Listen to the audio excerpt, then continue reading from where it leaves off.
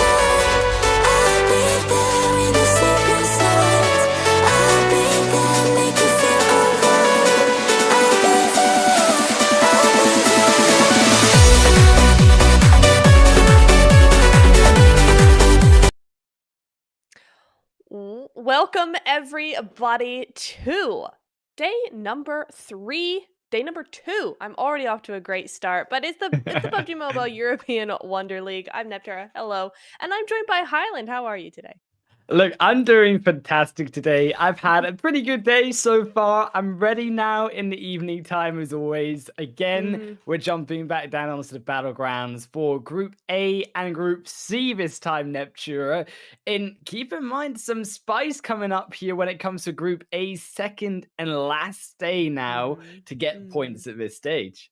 100%. Yeah, it's the last games for them, right? So not a whole lot of opportunity for them to get those points in. We saw a lot of action last night though. Lots of points being Hmm. taken up onto the board, and as you see here, Galatasaray over in Group B, they came home with 3 chicken dinners on their side. So definitely these teams looking for blood.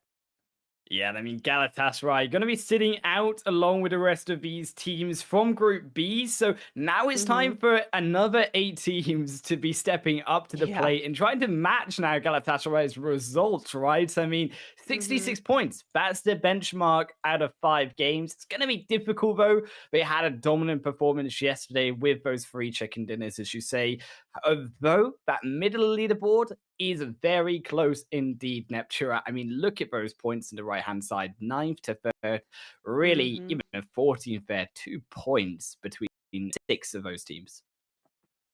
Indeed. It's gonna be a really rough night for a lot of these teams. You do have, as you said, those teams being super duper close. They are all fighting for their spots because remember, top 10 going through to the finals here. So it's very, very tight. Top 10's currently tied right now, and 3 teams are 1 point behind. So it's very, very, very close.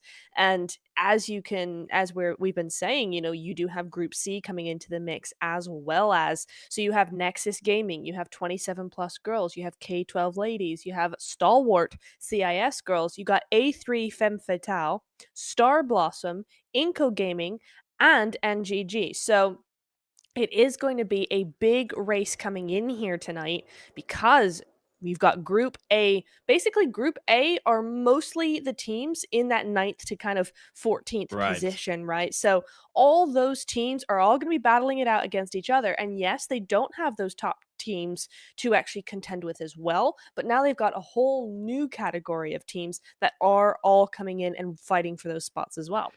Yeah, I mean, one of those group teams in Group A was Barca Esports. You can see them here on the MVP Mhm. race as well. 3 of them within that top 5 position. The Lionesses and Galatasaray not playing, remember, tonight, Nepturos. So we've got actually some ways and some opportunities for potentially here Barca, of course, along with all of those teams, as you said, from Group C to really make their Mhm. stand in that top 10 for the MVP race itself. Of course, you do have some of these other teams around the middle, right? AOR Silently, Langers, I think were 2 of those teams that are in the middle, but also showed some really good performances, right? I mean, AOR Silently with their dominant Miramar win by the end of that game, and then also Langers Bliss being pretty consistent throughout the first Right. 5 games that we saw yesterday. 100%. It was a real night of consistency, which I love to see, and it's something that I want to see continue into Group A versus C into day number 2 because, yeah, as you said, Langers Bliss very consistent. We also saw Barce be super duper consistent. I mean, they aren't second place with 0 wins for nothing, right? Dreamers as well started picking up a little bit of slack that had happened towards the beginning of the evening. So I'm looking forward to seeing what they can bring to the table. And yeah, I think we got some real contenders here for maybe a top 5 position if they can keep that momentum going, Highland. Yeah, and I mean, that's what it's all about, right? Coming into today, especially for Group A, they've got to make sure that that momentum is staying strong. This is their final 5 games. They won't be playing, of course, tomorrow on these maps. It will be then Group B and Group C's turn to play. So this is Mhm. really vital for these teams, at least of course, to be able to pick up these last points that they can on these 5 maps. I think also when we're looking at these maps, Sanhok was, of course, a little bit chaotic in terms of who was that one out. However, Miramar really was one of those maps where you saw a lot of the chaos really happening. Yeah, and we highlighted that at the start of yesterday as well, Neptura, where Mhm. this map it seems to be something of a bit of positioning and how these teams want to play around such that elevation and all of that open space that comes with Yeah. those later game zones. Yeah, 100%. It's gonna be very tough, to be honest, Highland. If the zones are anything and hard shift anything like yesterday, us spectators are in for a massive treat, and these poor, poor girls are in for a nightmare of an evening. I mean, it those hard shifts in the first two games were just horrendous. But you know what? We got some epic plays out of them, and that's what I'm kind of Mhm. starting to see or wanting to see into Group C as well as they come into the table. I need them to be hitting hard and strong and making sure that Group A doesn't underestimate them. Look, I mean, when you're looking at Group A, there is these big teams. I mean, yeah, sure, Barca, Langos had their performances. I think also Slime Machine was one of those teams that we saw them be pretty aggressive when it came Yeah. to their rotations in the early game. Always be something interesting to see how those Group C teams deal potentially with some of those Hmm. more aggressive rotating squads. Also, Bonfire Esports was another of those teams are currently Yeah. in that ninth position, very much on the bubble of that current qualifying position in 10th. So they will also need to show us a little bit more. A lot of these teams Yeah. really only averaging those 2 to 3 points a game Hmm. is going to now need to be more, especially for those Group A squads, because they need to create a strong foundation that Groups Yeah. B and C can't match.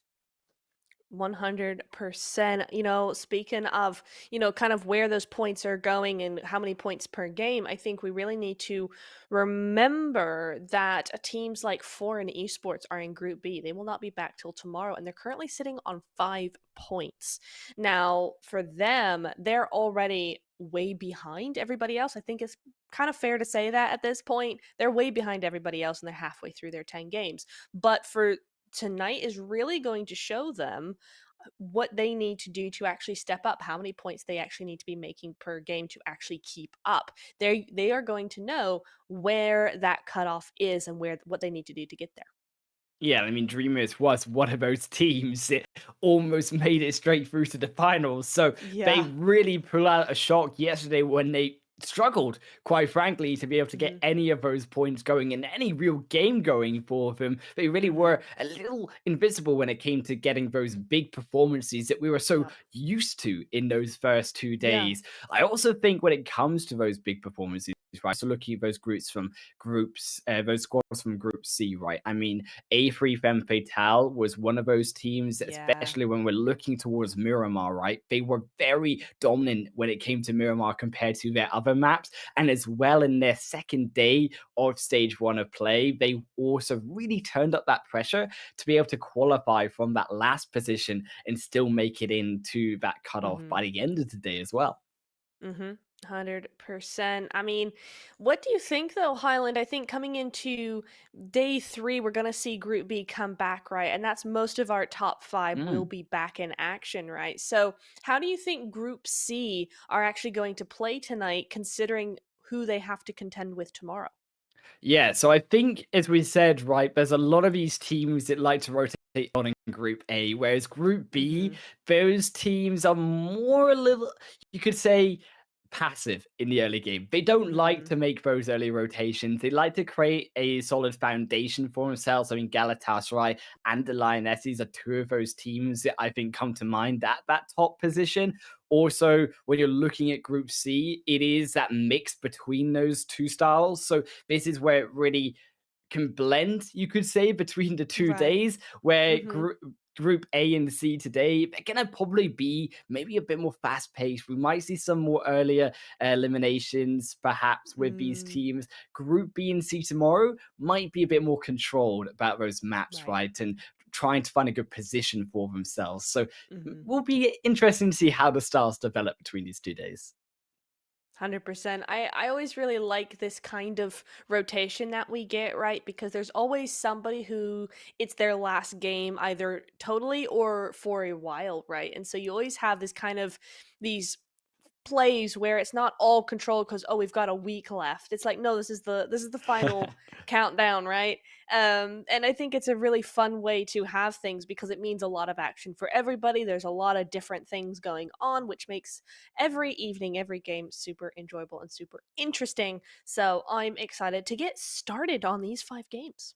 Yeah, I mean, Erangel up first, and as you said, when we come even into the first game here, Nepture, this is what I love, as you say, about that format. It's so short in terms of the stages, but actually Mm-hmm. every game, like this next one coming up, matters for these teams. Mm-hmm. Because if they have a bad game, that can really weigh in a team's mind where, yeah, they Mm-hmm. don't have the next week to be able to relax, to be able to get a breather, come back stronger. They've only got today for eight of these teams to be able to Right. perform. And I mean, only 2 days really now Mm-hmm. with Group B and Group C coming into the mix. So it really not only changes the style between teams coming in per day, but also the pressure is really high, quite frankly, with such a cutoff Yeah. for all of these teams per game as well. Yeah, 100%. Yeah, you're right because, yesterday, even yesterday, you could go, oh, well, there's no real pressure coming in for any of those teams on day number 1. But there is because for each of them, it's the first 5 games of 10. So they're already halfway through, right? If they're falling behind a little bit, that's not where you want to be. So then you have teams kind of racking up those points there. And then you have Group A coming in here and going, okay, well, tonight's our last night. And then Group B for last night is going, we don't play for another 48 hours. So it's all very tense. And so that's what's making week 2 so much fun. So we're going to be getting into that in just a short while here. But yeah, I'm going to be interested. And I'm curious to see what Chats has to say, right? We've seen a lot of support coming in for these girls. I saw a lot of Dreamers support coming in last night. Look, I mean, that makes a change. I always end up seeing the KR Lionesses support. They won't Yeah, be here that's tonight. true. So, I mean, Dreamers support all the way. I think also all the teams, right, deserve some support. They're all putting Hmm. out really good performances sometimes from game to game. Yeah. Also, you have to keep in mind that you got to be watching Vote throughout all 5 games today here, Neptune, because Oh, we got some yes. UC to be giving away as we will be jumping into our first game. And throughout all of our 5 games tonight, we'll be sharing out some UC for the chat to be able to pick out. So make sure you've got your phone ready and you've got PUBG ready to open because you got to type in those codes quick to be able to get that Yeah. UC into your account. Absolutely. We got some juicy prizes coming up shortly here. But first of all, we are going to go straight into game number 1. Oh, and that's a very Eastern looking playing path so far. Very similar, actually, to what we saw last night. Yeah, indeed. So it will be a decent playing path, you could say, for these teams. It's not going to affect so many of these squads. A lot of them do like to drop towards this more western side of the map itself, and still the eastern is available. You see, actually, Dreamers dropping down here towards the South Island. I really think this is a great move by Dreamers. So one of these teams are picked up, but this is a very absent location for all of these squads in the current competition where no one's dropping down on this South Island. So there's a lot of loot to be had. We saw Dreamers yesterday. They picked up a lot of loot in that final Erangel game. We'll have to see if they can bring that though through to fruition and into some points, because this is, of course, where they're lacking. Despite the loot and the early game going well, maybe in that looting phase around here, they haven't been able to find those fights well for them. Oh, well, That's at nasty. least it matches the played path, right? Right. Look, that's a pretty nasty zone. Is even if it shifts, it's probably likely to shift around. Perhaps Quarry. I mean, you're really probably looking at teams looking around the Quarry side. It'll be interesting to see if teams have caught on to the fact that squads like Foreign aren't playing tonight. So Foreign usually goes towards this Quarry. So now with none of these teams in Group C joining down to that location, perhaps we might see some changes later in Game 5, dropping around these locations. There's a lot, though, contention towards that northern Georgia pole side, alternatively. A lot of teams positioned around that top city. Yeah, I was about to mention that, right? There's like four different teams up there. I almost wonder if they were all about to go spreading about their ways, but with that zone shift, they all kind of decided to just stick around and try and make a sneaky exit later on, which would be highly risky, but that's the only thing I can think of that would make teams all bunch up like that, unless Nexus always go there and they've just kind of gone, oh, wait, this is our spot and we're taking it. We'll see how it goes, but for now, Fairway's not going to be one of those teams. They're actually pretty chill over here by the farm area. Yeah, Fairway was one of those interesting teams, right, yesterday, where they were very dominant in that first game, Neptune. They got a chicken dinner, they got a bunch of eliminations as well. And then the rest of the day, they were darn quiet. They didn't make really any moves or any noise when it came to some of those games and did fall out quite early, actually. I believe they even had a last position going out first in one of those other games. So very flip-flop in controversial in terms of their two performances that we saw yesterday. Hoping if Fairway will be a bit more consistent. They picked up at least one elimination here onto Inco, who having a rough start here coming into today. Yeah, aren't they just? That is unfortunate. Yeah, you're right. We did see Inco struggle a little bit when it came to last weekend, or week rather, and they did manage to get through, but they were a team that did struggle for sure. And here it doesn't get off to a much better start than last week, with Fairway sneaking up 2 points there. Inco gonna have to be really careful because yes, this is their spot, but you know, Fairway more they have that opportunity to actually take it better, I guess, because they've had it since yesterday.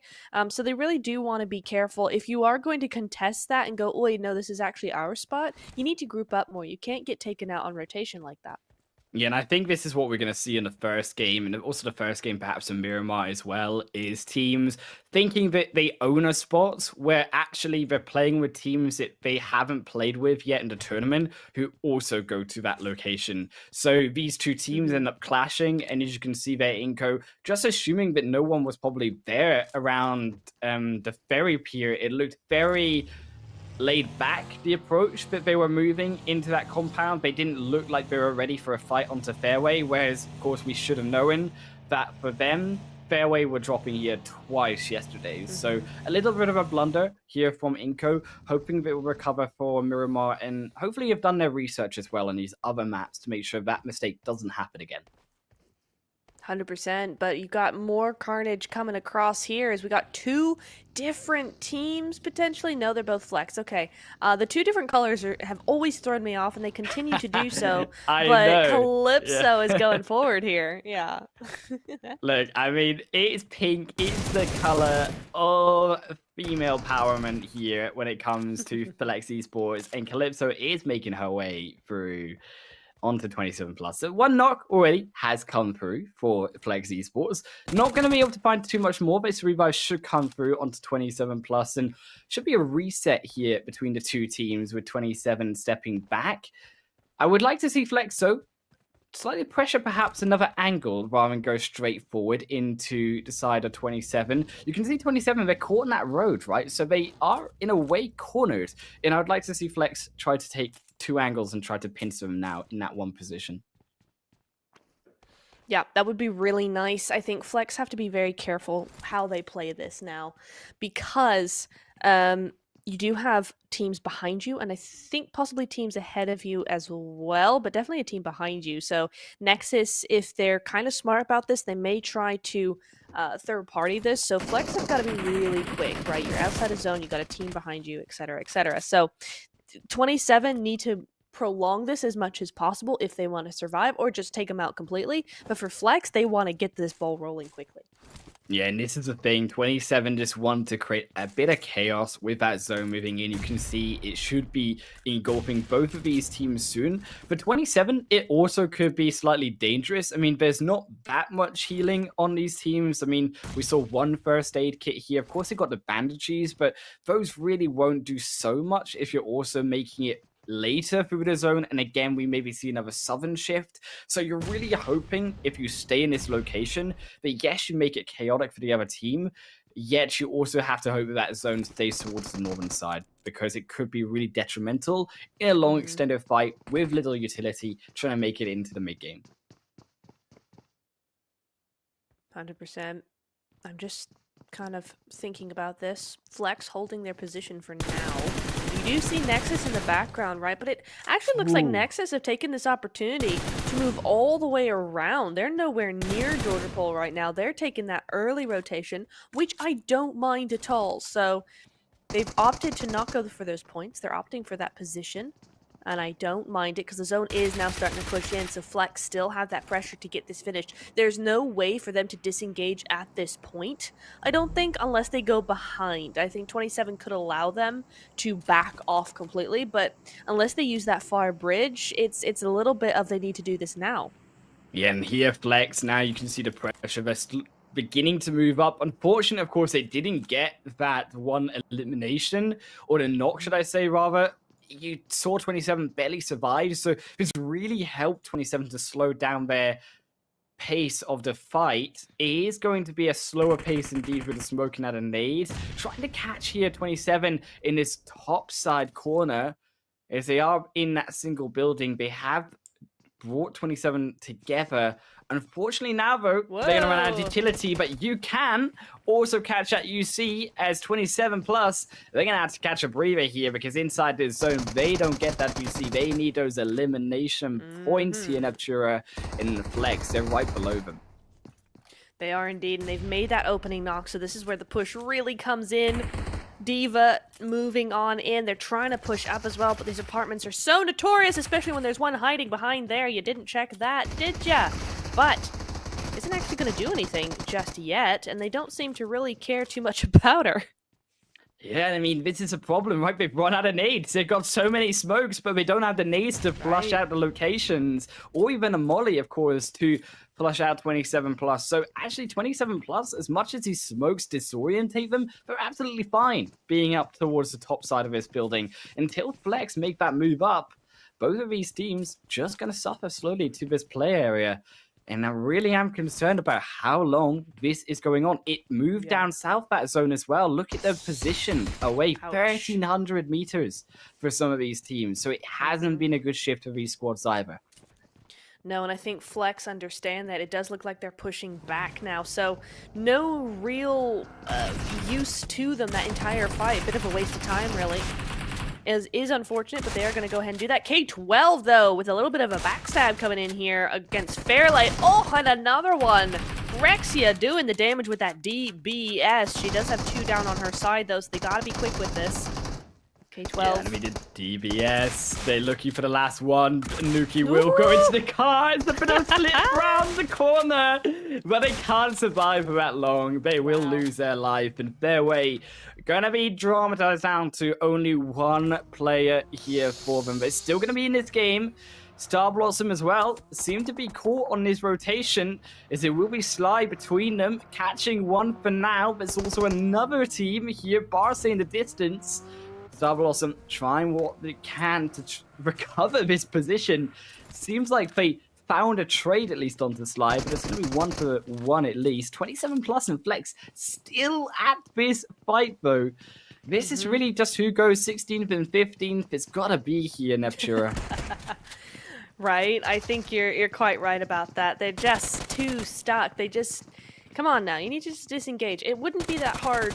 I think it'd be harder for 27 to disengage. They're on the defense, but if Flex just decide to go back a little bit, they could easily do so, but it isn't going to happen. They go down to 3, Flex goes down to 2, and 27 plus gain a couple of eliminations, but they go down to 1!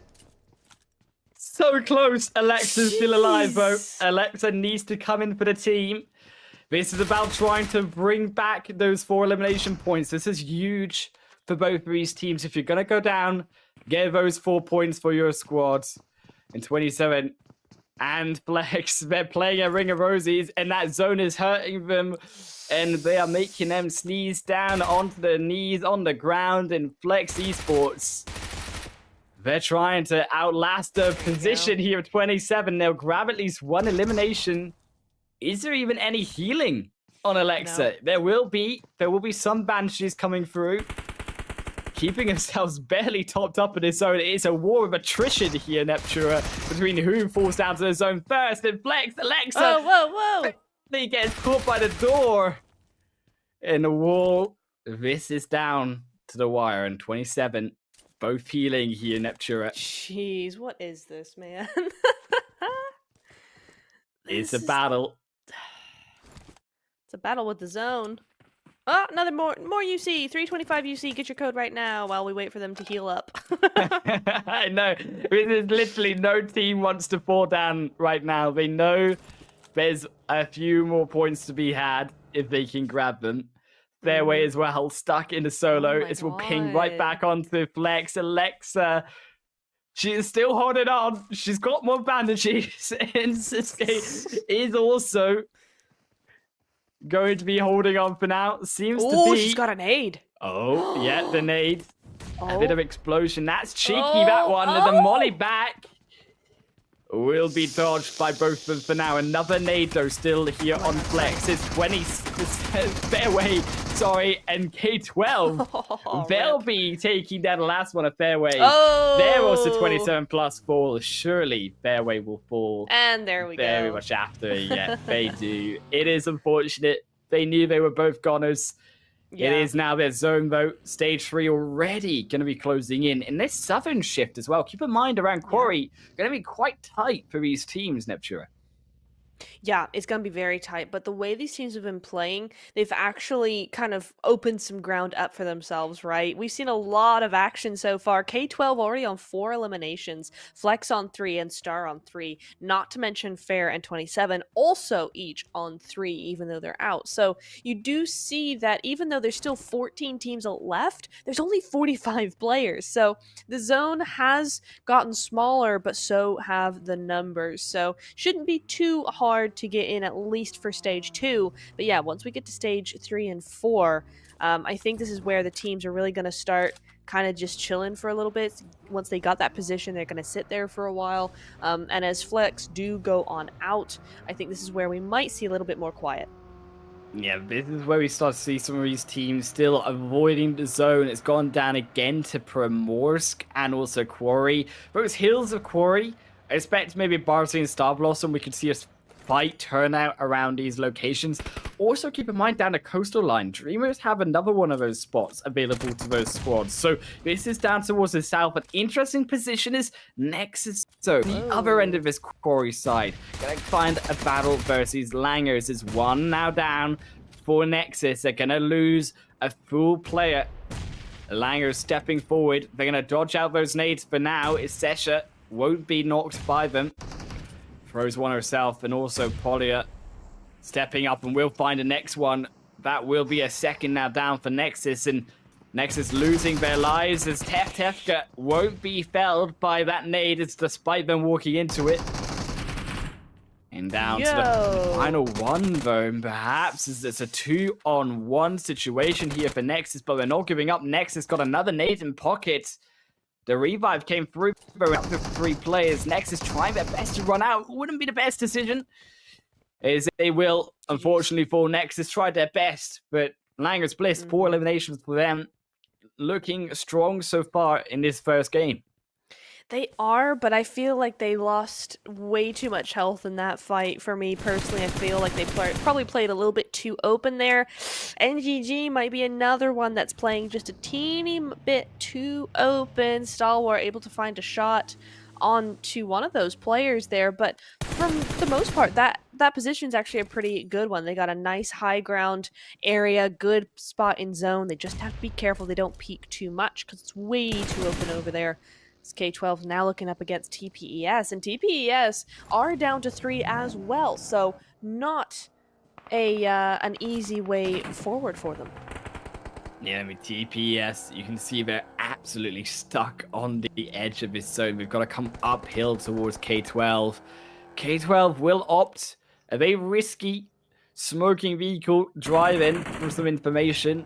This is important still, but they have gone very deep indeed into the zone, and they absolutely crash into the wall. K12 will be taken up by Barce. Athena will grab this one in. The elimination going to be confirmed as Athena drives on over. This will be K12's information done. At least they know there is a team there, but unfortunately for the backside of K12, they are also falling down. It looks disastrous from both ends, and Starwood even holding off bonfire on this shed roof. One of them dropping down is NGG on the other side here. Stalwart able to hold down the fort up there. Looking like they got a really good positioning, you know, to kind of look around at the teams around them. So we'll see how that works out for the Dreamers. On the other hand, they've been keeping pretty quiet here, Highland. They've kept to themselves. They can no longer do so, though, because that zone goes straight to Primorsk. And Star Blossom have that high ground before Dreamers can get there. This could be rough for them, but if they can get there fast enough, they may be able to contend this. Yeah, they might be able to take Star Blossom before they get set up in this high ground, and Star Blossom will actually leave that high ground. They're going to move down into Primorsk. They don't want to take this fight just yet with so many teams alive. They're going to be instead first towards this city. I mean, is it really a city? Let's be honest, it's a bigger town, really. These teams, there's not enough space for them all to be here within Primorsk. They're going to have to fight at the gates for a home. Is Langer's Bliss. They'll be driving on in here past so many of these teams on the side. Good work from them not to get sucked into the fight. Now they've run straight into A3, who have been waiting on that location. The rest of them will at least now dodge out of that city. Bonfire ruined inside the dip of that hill. They're down to also one. Oh, this is really rough for them. They're caught in between two teams in a lower angle. Not good at all, not good at all. But Baby Shark over here, A3. Great nade. This could do wonders here. As Polna, Polya is going to go on down there. Nicely done. That's going to be a quick finish, I think. But her teammate got out of there just in time. So LGS still in it to win it a little bit, but they're just down to that solo, Highland. This push has not gone well for them. Yeah, I mean, Langer's Bliss, they've really got stuck here trying to avoid all of those teams. They lost that first one of A3 Fem, taking that elimination. Then they lose another here. They lost one on the back as well of that rotation. It looks like their behind member also got knocked. So it will be down to 2 here for the Langers. They have a position. They at least keep themselves alive. Sesha was that one behind. You can see her now fall away. Is A3 also going to struggle? They're going to lose one here to Sly. This will be Sly also coming in. And a lot of these teams, despite the little amount of space, have decided to hold firm at the edge as long as they can. TPS stuck on that edge between Barcy's Damla falling down, and Barcy very quickly decisively taking out that next one. The nade from Cupquake won't be able to find anyone, and TPS down. TPS down indeed. It just shows you how rough this zone has been treating a lot of these teams, right? Because TPS usually have those really solid rotations coming in to chat. Not chat. Coming into zone. And I think, yeah, to have them go out so early with only one elimination does speak for the difficulty of the zone today. And I mean, these zones really have not been kind to these ladies yesterday or clearly today, is we are settling in here for a really difficult one indeed, down to Primorsk. It's going to shift up out of the city even, so these teams now thankfully have avoided getting too stuck into the buildings of the city. Problems though for Star here and also A3, who were very comfortable down in this city. Star made that rotation earlier. Now need to step back out of the area, and up that hill will be a really big challenge for them. There's that open space that will be difficult to cross. They've got a lot of smokes, at least 7 here on Diablo. So there is the ability to get up this hill with that vision to be hidden or closed off from the enemies onto them. However, it will be hard nonetheless. Dreamers also outside here of the zone, holding on to the edge of this hill as long as they can too. I mean, Dreamer's actually in a really good spot here, but Barce have been really, really quiet. I say that as I look at their 5 eliminations on the leaderboard so far. We've not seen too much of them is my point, right? They've been very quiet. They do have a lot of eliminations, but we haven't seen them too much on camera right now. They've been hugging the edges of the zones, cleaning up eliminations here and there. And so I think Dreamers have to watch out for them for sure. They're now gaining the better position as well, as Dreamers are not going to be able to hold on to that spot for much longer. But LGS come back from the dead somehow as a duo and start taking names. Yeah, I mean, this could be risky though for LGS as they open fire now. Also, everyone really is going to figure out their position, right? I mean, Polia has been found to be in this wizard tower. They get the elimination. This is going to be another one on their cards. However, Stalwart also can just wrap around here towards Dreamers. He can wrap around towards Barce, as they still have some movability available to them. This zone has gone upwards towards them as well. As you can see in that elimination feed, those teams down in the south really not having our greatest time. Is Barce also trying to cut off the side of Dreamers, who have seemed to have woken up in this game so far. They will need to be able to push in over this ridge line, though. In Phaser has a lot of work on our hands between these two members of Barce to stop Dreamers from coming in. Yeah, I mean, I think Barce have the right idea here. Dreamers are their biggest contender right now, especially with where that zone has gone in. They don't know that there's no one up on that northern side right now, so it would be nice if they could understand that and then get over to that side of the road, try and use some of that. At the moment, that's not what we're seeing. Dreamers as well, I really wish they would go over to the ground to the south side, try and do some gatekeeping, but on second thought, maybe not. You know, you've got Barce behind you and then a whole bunch of teams ahead of you.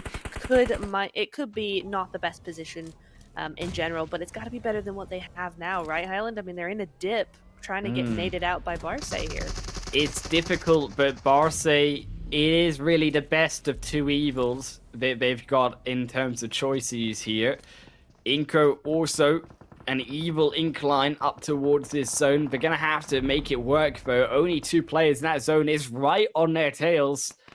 Have to make a move up towards the open. His Dreamer is also going to do the same, throwing those nades out alongside Barce.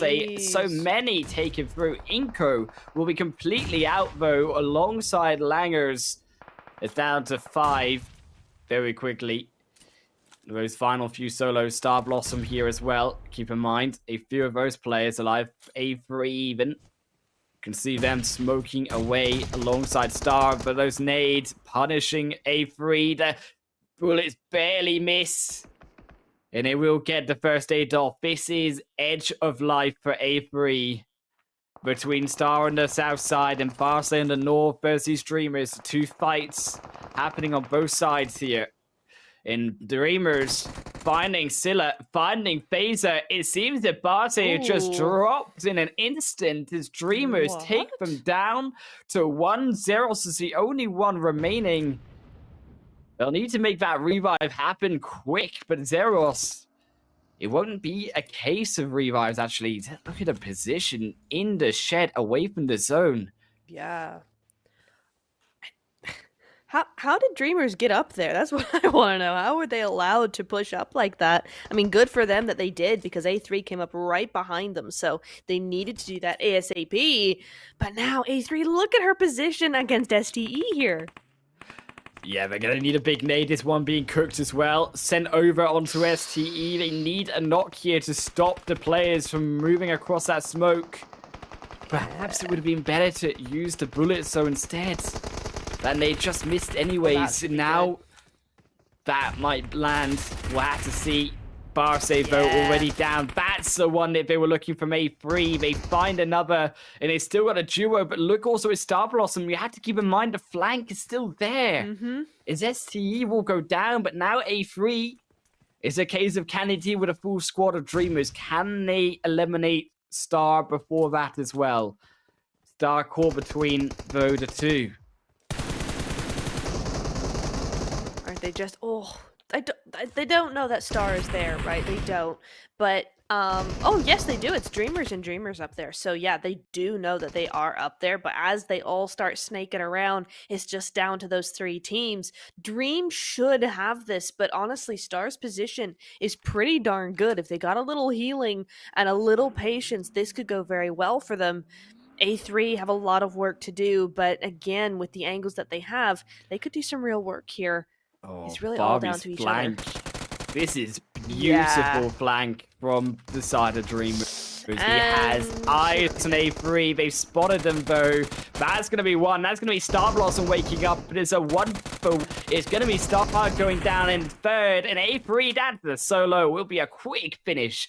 Is Dreamers going to take the win here? A dominant performance, Neptura, where they yeah. needed to get one. Yeah, 100%. Really, really good work from the Dreamers. And honestly, against not necessarily all odds, but a lot of challenges, I'd say. I mean, Barce looking really, really good coming into day number 1, coming into day number 2. They should have been a real contender for this win here. They had a good position, but Dreamers able to get over that hill onto that team and then win the whole thing. So looking very good on their part. I'm excited to see what we can see for the rest of the day with them. Yeah, I'm really excited to see if Dreamers can keep this up. Of course, Mm. we know from Dreamers they can have their bad days and they can have their good days. We're hoping it's going to be the latter as we will shift over to their total results. It's going to be a 15-pointer for them. It also means that they're getting back on these scoreboards, right? They were Right. starting to fall away down. They got 16 points total yesterday. This almost equals their entire result in those 5 games yesterday.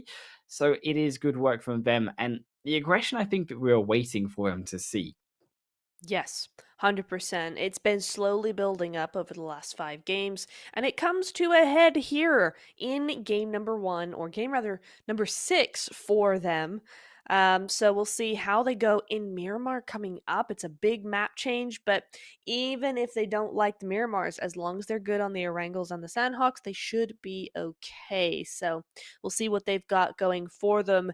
A3 as well, though, a team that struggled, as well as Star Blossom. Both those teams tended to struggle in week 1. So it's nice to see them all here in the top 3 for week 2, right? I mean, first game for these teams right out the bat, and they've got a third and a second. So looking really good for them. Hopefully, this will give them some real momentum to build up on. Yeah, I mean, Polya as well. Langers had an excellent survivability towards those Mhm. final few teams. They made it into some points here, of course. The eliminations, 4 coming through from Polya. Also, the position points, they might have picked up 1 or 2 here. We'll have to have a look.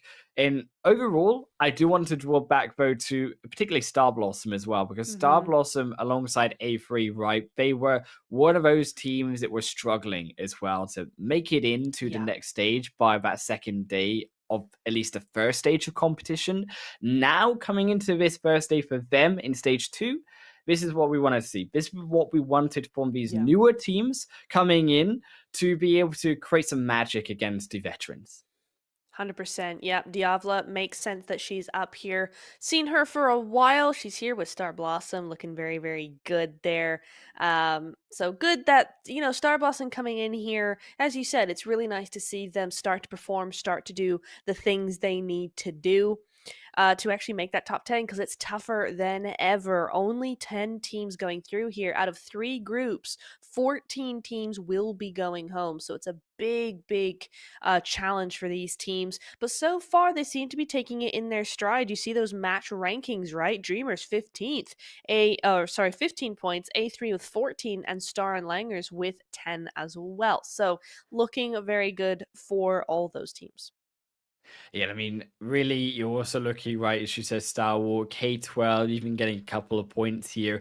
Fairway, unfortunate to see them only be able to grab those 3 Hmm. eliminations alongside those teams at the bottom here, 27. Nagvator is also picking up 3. And a rough start, of course, for Bonfire and Nexus, both sitting on 0 Mm. points after that game. Bonfire, particularly more scary for them because this is now their 6th game that they played. Nexus, this is only their first, so much Right. more room for Nexus to come back. Yeah, 100%. I think probably Nexus, they were over on that north side. I did appreciate that early rotation that they made ahead of the rest of the teams in North George. But at the end of the day, they were all kind of stuck together with a bunch of teams on that north side, so it just wasn't the right game for them. But you do see here, as we go over to the overalls, with all three groups on the board right now, you are starting to see Dreamers moving up into 8th place. You've also got all the teams there. You got A3 Fem and Star Blossom making immediately their way to 15th and 16th place. And that's pretty crazy, right? After Yeah. 5 games, they're already beating teams with only 1 game's worth of points. So really concerns for some of those teams, I would say, from Group B, maybe Group A, that some of these squads from Group C are already now on the leaderboard.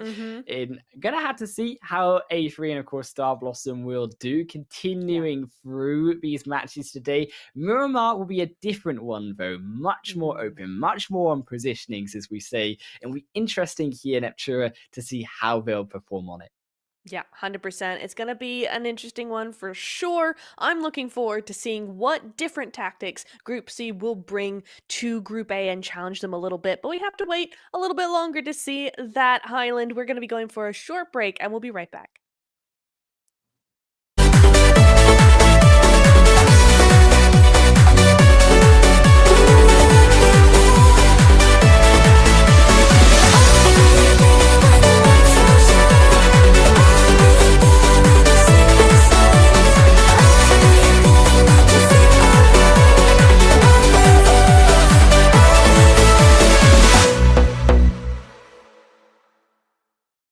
I'll be there when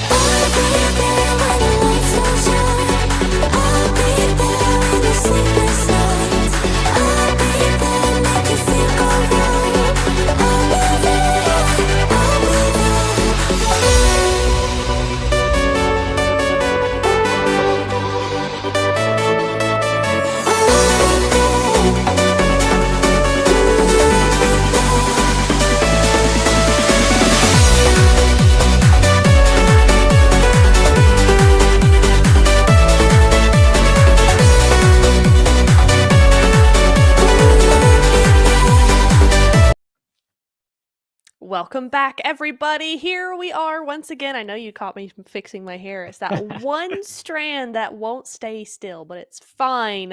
We're going to be here with game number 2 in just a second here. Highland, what do we have to expect for the next game?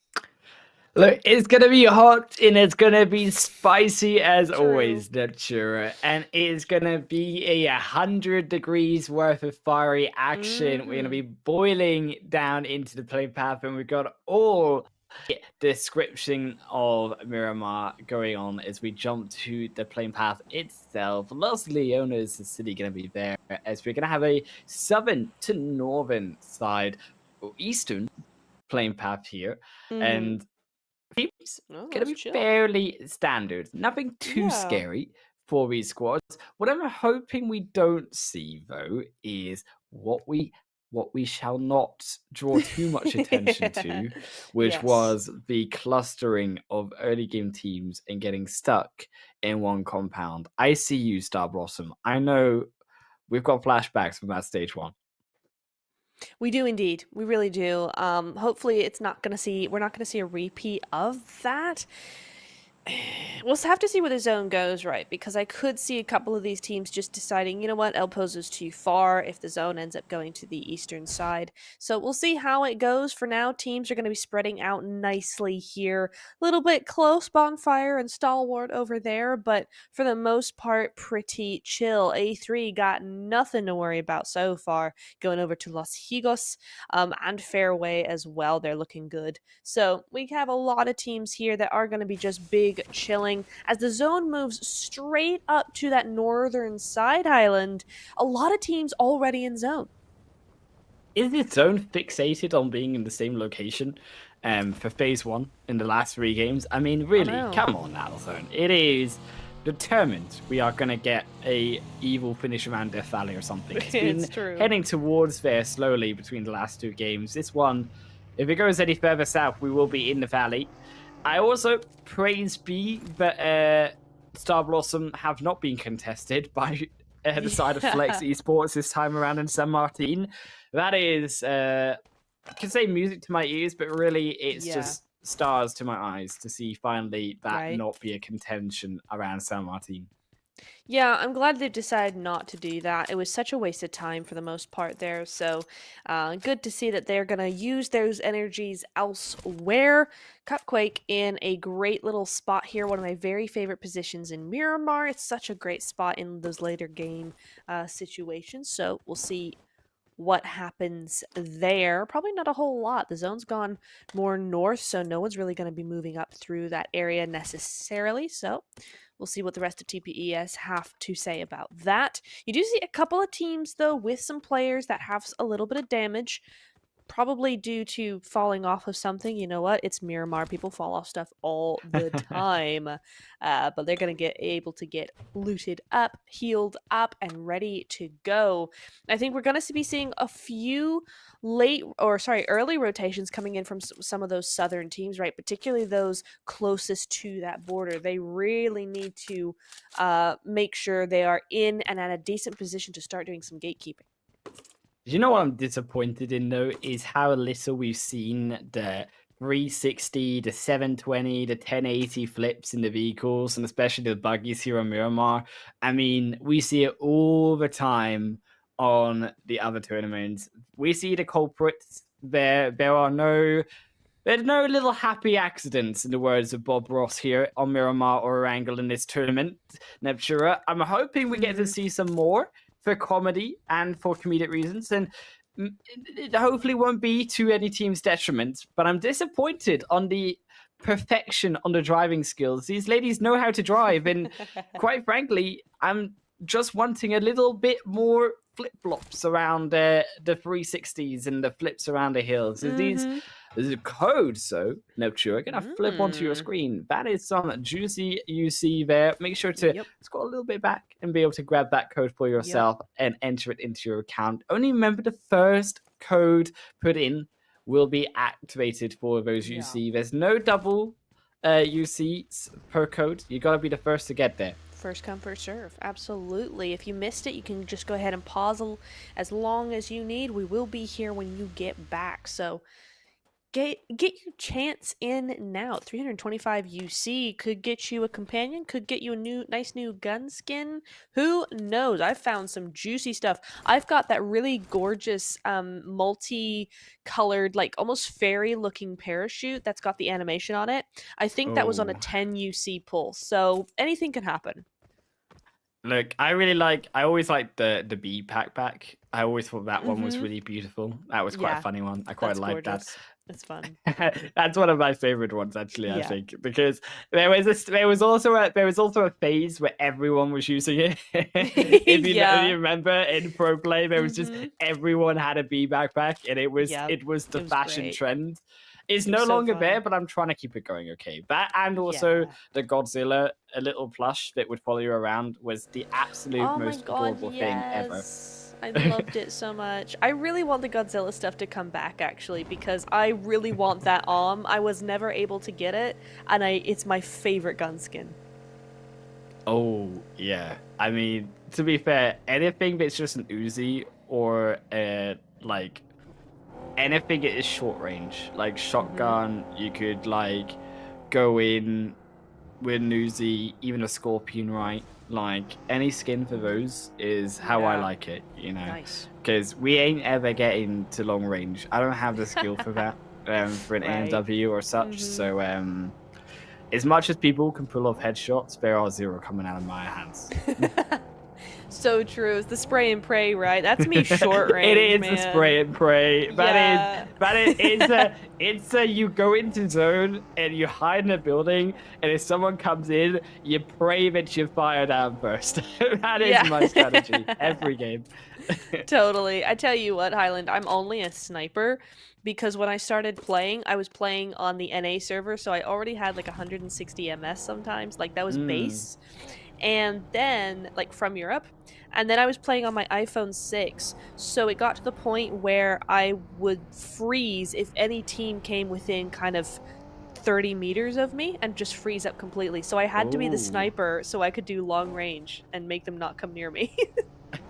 They don't attack you with the lag. Exactly. Like, do you know what I find crazy though? Is it now the phones have gotten bigger, right? It's much easier. But do you remember trying to play mobile gaming on the older iPhones or the Androids, and they were so tiny, and the buttons you had to have accurate precision taps to be able to do anything. Yeah. I mean, well, without the buttons being the size of your phone screen. Yeah, I mean, I tell you what though, I've got an iPhone 12 Pro Max now, and it's almost too big for me. I've got small hands, and so my thumbs, and I'm a thumb player, right? So I'm not a three finger. You got or a anything thumb game like that. going on, yeah. Yeah, That's the decisive break between if you're a three finger player or a thumb player. That's the separator, guaranteed. Yeah, so phone's slightly too big for a thumb player, but I manage. It's fine. It's all good. Yeah, like I've got a also slightly smaller phone, right? I still think the smaller ones are the best. I mean, also it's got to fit into your pocket, right? I mean, if it's mobile, I want to be able to fit it in my pocket, and I want to be able to carry it around on the bus if I'm waiting for a game, you know, or I'm going for a game waiting for the bus to arrive, or just chilling at home doing not that much. Put on a game of PUBG Mobile, you know, and it has to be able to come out of the pocket. That is the most important thing. It needs to be practical. 100%. That's what mobile gaming is all about, right? That practicality of having it right there. Except if you're on an iPhone and you can't plug your earphones into it. It's great. This is a whole discussion. I mean, when you get the Android users who just go, oh, just get Android, like yeah, for real. Yeah, that's always what I hear. Yeah, we'll just get Android. No, I don't want to. Make iPhones have audio jacks again. Yeah. Oh, don't even get me started. We're gonna go off on a tangent if we go down that road here, that's sure. These teams finally, they're gonna see a few of these players start to drop away. Unfortunately, Langers though gonna be the ones to lose their life first, as they will be losing one. Where is the other one? It's gonna be on. No, not even fairway. Spot the missing number on the tag here, which has another Flex. 3 players. Yeah, it's Flex. Flex, I see. Must have been something between these teams. I think it was a little bit of a drive-by. We did just manage to Yeah. see it on the kill feed there. So yeah, I think somebody, yeah, Stalwart's looting on up, taking all the goodies as Flex mournfully moves away there. Yeah, the teams are starting to get a little bit closer. We've still got 2 whole minutes until stage 3 even starts coming in here. So a much slower game from these players, but we are looking now at the start of some action coming in here. Nexus as well, trying to hold on to their spot as Flex again getting almost picked off here, right? They're still up, they're still fine, but like they just can't get a rotation that's clean because teams are at them left, right, and center. Look, I mean, Nexus, they're holding in for now. They've got a little bit of a compound here going on for themselves. They've got a heals pretty open. Should be difficult enough for Flex to make a big push here. You can also see Flex quite split when it comes to the position. So if they want to go for a push, they need to bring those players slightly more together. If they want to come in from one angle, it's definitely a slower approach here that Flex are trying to pull, trying to find a player out of position for an initial. They are indeed, but it's going to be a tough one to crack, to be honest. I'm not sure why they're even really bothering, unless Calypso has lost her vehicle and is unable to move away, and so they have to do something to try and get her safe. But they got that high ground position, they got those buildings, they got cover. I'm not sure really what Flex are trying to do here. Yeah, and Flex gonna be caught here. They also need to be careful being in the open. If they don't have a team come up behind them, this could also be another danger, right? Where they are so split, a team comes in behind, they lose a player. Then suddenly it all starts to go pear-shaped with Nexus coming in towards you and suddenly they're the ones aggressing forward. Gotta be very careful. Is Lexa also gonna find Nagator's Dick Street down in the elimination feed meanwhile? And quiet for now. 27 plus and also K12, a peek over towards the rest of the map here. Is that zone is heading towards that northern side, remember, so teams will need to be moving up, and Calypso just ever so slightly out of position for a split second. And next is Punish It. Can't quite find that one back. No, they can't. Ugh, see, this is why I was like, why are you here? It does kind of look, no, because look, the minibus down at the bottom there is okay. So unless there was some sort of angle where they just could not get that vehicle back, she should have just left that position entirely. But TPS also in a little bit of a hard place here, just down to 2. I think they did get that res up, but NGG, they've got the high ground. Yeah, this is indeed going to be difficult for TPS. They did, of course, get one with the nade earlier. That will help them to split up Nagator's ever so slightly. You can see that there is also, beside Nagator's, going for that 1-2 split right now. I assume it was a 2-2 when they lost that one player. TPS opting to go instead round the side, trying to find an off angle here, and it's not working out for them. They've lost another knock. Now, Demilla will be pinched through by Kittle.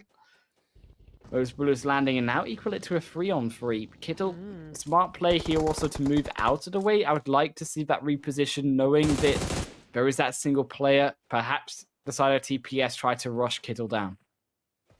Yes, indeed. As another code comes across your screens, go grab it while you still can. But yeah, Kittle in a little bit of a 1-2 here as one gets the nades. Really nice work from TPS, actually. One shoots, the other nades. Very nice little bit of chaos coming in here. But that is the response you want to see from your teammate. Unfortunately, it's a little bit too late, right? Kittle does go on down. But Akita Mura, she's doing some great work here. Takes them both out in response for that elimination. So some really good backup there. Yeah, and I also like the way that she was staying below that ridge, so Birth couldn't actually get in to find an angle to return Kitamura, which is what the positioning really works out well for Kitamura overall in that fight. She gets also the 2. She's staying again below this ridge, trying to avoid a position there of that last player who does find one knock for themselves, brings it to a 1v1, and now she's got to find a third here. Is the nade going to be cooked? 3 seconds, it will be fired through. It's going to miss for now. Will hit a little bit of damage down. Equaling throwing a nade, a second one across here as Akita goes for the first aid. will be able to heal this one back, and it's a standoff for now, is both teams not willing to come over his hill. Both trying to find the angles, find some more damage, and 50% for Akita, 25%. She's struggling. She's got no bullets in the clip. She reloads, coming in for the close range, but she can't find it. No health.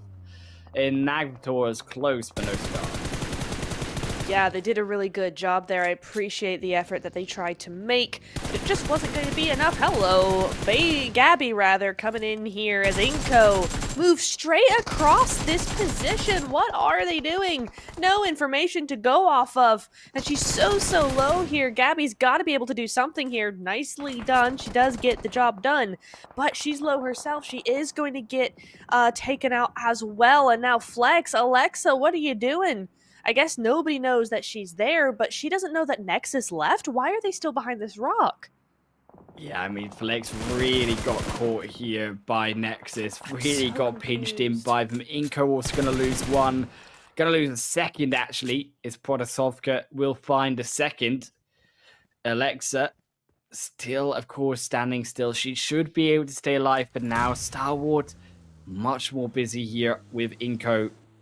Going to try to find that final knock. They will be able to find it eventually. Star Wars teaming back up together in that 2-2 split as the final member here of Inko still needs to fall. Flex will finally drop away there. Is also Lee will do the same. Yeah, I don't know what Flex were doing there. It was fairly obvious that Nexus left. And then they should have taken that compound that they were trying to get in the first place, but they just kind of waited around. I don't know how they didn't realize. And if you don't see any movement, if it seems awfully quiet, that's where you kind of scout out a little bit. But they stayed behind that rock. They have 0 eliminations to show for it, and they're out. There's no opportunity for game 2. Yeah, I mean, Flex rough for them. Maybe they're sticking out back in game 4 towards San Martin again. No, sure, maybe it works better for them over there. Is something different just didn't work for them. K12 are going to be inside of his zone. One player down for them. Inside the mountains, you can see here it has gone that northern side of the zone in towards the mountains themselves. A lot of rough terrain, and K12 really trying to utilize that higher ground that the zone is providing. Can't quite find those shots onto A3, though. It would only be really a knock. It shouldn't turn into an elimination. And now A3 will know their position. Perhaps, of course, K12 just trying to solidify a bit of space for themselves into the A3 over there. Yes, indeed. Now remember, K12, one of the teams in Group C. They got all this stuff to play for. It's Group C versus Group C, but the nade isn't going to do a whole lot there. That nade could, though. No, it's just a little too short coming in there. They got a great position, actually. The thing is that A3 are in front of them, so they are technically gatekeeping this position, but at this point in time, K12 can just stay here for the next few minutes because they're inside zone. And this is also Bonfire finding another of A3. Yeah. They're going to immediately wrap around. Unfortunately, a reload perhaps gets A3 out here. They're trying to find another series of shots down, but a vehicle will not protect him. In fact, it will be a second now knocked away. An A3 disaster with that extra knock coming through from Bonfire, that third party. Making A3 struggle here, down to a single player just like that. Stalwart even looking to finish him off. There's nowhere to hide inside of his zone. No, there really isn't. That's where those ridges really become a detrimental here, as Sly and Star Blossom Diavolo getting taken a couple of shots there from the side. They need to follow up that third place with something big here. They need to keep that consistency going. At the moment, though, they're looking pretty stuck. They look like they're in the tight place. Diavolo trying to get out of it, but she's having to make so many points in that turn right now. It's really delaying her escape there. Fair as well, all trying to move in. This new zone is North Highland. Do you see the area of water that's slightly in zone? I do see it indeed, Neptura.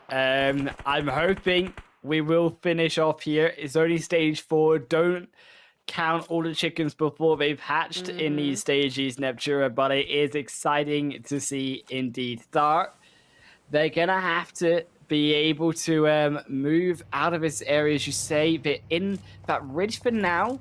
That road, though, cuts off a lot of the exit points in towards the center of zone, so they will be stuck without those nades, without some teams moving away from them. Really start going to have to pull out something themselves or rely on the movements of these other teams. Is Star Wars also another big position for them here on this eastern side, completely gatekeeping here at the side of Fairway, who are trying their best, but both blowing up in TPS. Might just be joining for those eliminations. They'll grab, in fact, both. TPS steal away 2 points before going down. And Fairway punished QSC. This should be the end of Fairway as they try to navigate a space between stage 5. Yeah, for real. Barce as well, struggling again in this zone. They're outside of it even. But STE 27 plus as well, looking really, really good. Unfortunately, just slightly out of zone as it shifts a little bit more to that north side. Nexus, it's fine. It's not a great result for them, but it's better than the last game. 3 points on the board for them. Fairway go out as well. Their team that won the first game yesterday, struggling in day 2 here. But you know what? We have to cut him some slack, Kylan, because this zone is so unusual, so irregular, that there's probably a lot of teams here that don't know how to play this zone. Look, I don't know what it is with the zones this stage. These have been brutal They for a lot of have. these games for these players. It's been really difficult in the way that they've been shifting into unfamiliar places, I would say, for also these players to deal with. I mean, 27 plus is an absolutely amazing position here with the zone. Unfortunately, it has now shifted away from them, but this position is so beautiful to try to punish Slides and punish Star Blossom coming in here.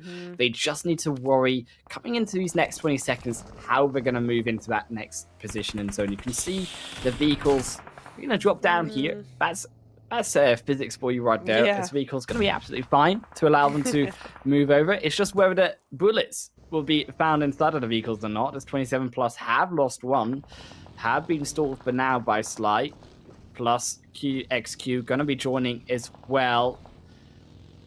Yeah, I don't love that from 27. There are some situations where you kind of ignore the zone.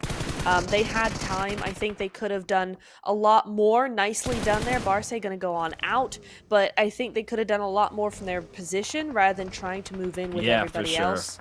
Even if they went out first, I think they could have picked up a lot of points that way.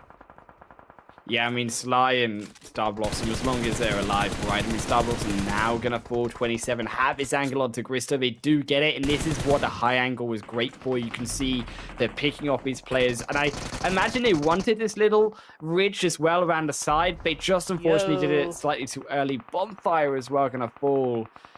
Dreamer's going to pick another one. Licious, though, very stuck indeed with this blue zone behind her. She's got a lot of work to be able to run through K12.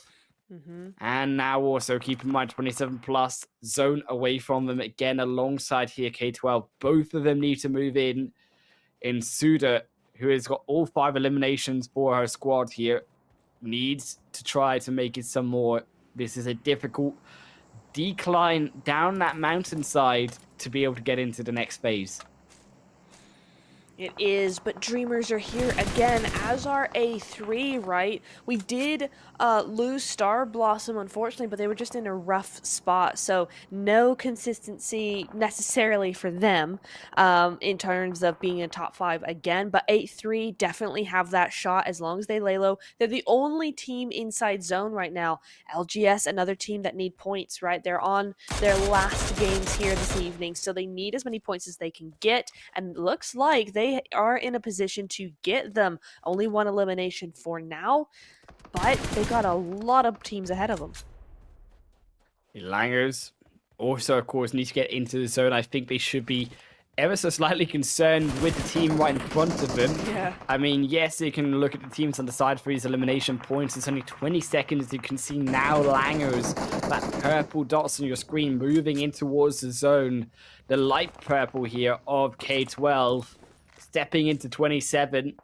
They're going to be the ones now looking over with a nade. There's 4 nades, keep in mind, but that zone is peeking at the heels of Sudar.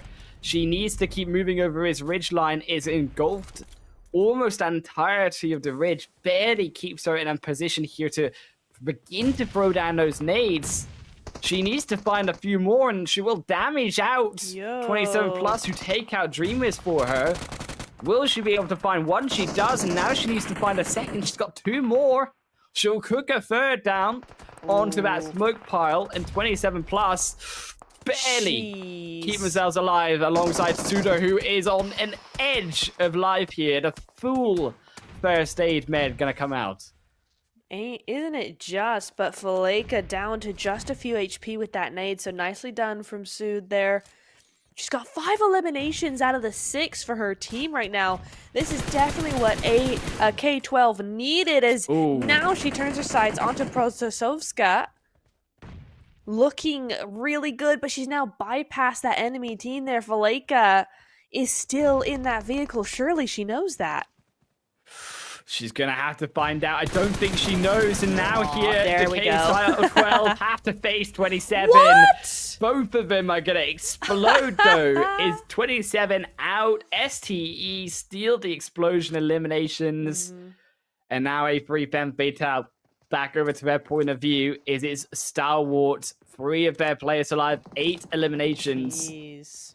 They lost Protosovka, but they still got a chance, clearly, to finish this one strong with a chicken dinner. Langer's now going to drop away in 3rd, and it's down to K12. Still in this game. How? But Suda keeps them in for now. Only for a moment is Rexia forced out of the zone, and will be STE's game. Stalwart picking up the chicken dinner. Really good work from Stalwart. They had clear control at the beginning, and they just used those angles, those ridges to themselves, for themselves, and against everybody else. So really good work from Stalwart there. K12 did an excellent job as well. They really moved with the zone and worked with what they had. So I appreciate that from them. They did an excellent job. And 2nd place, not half bad.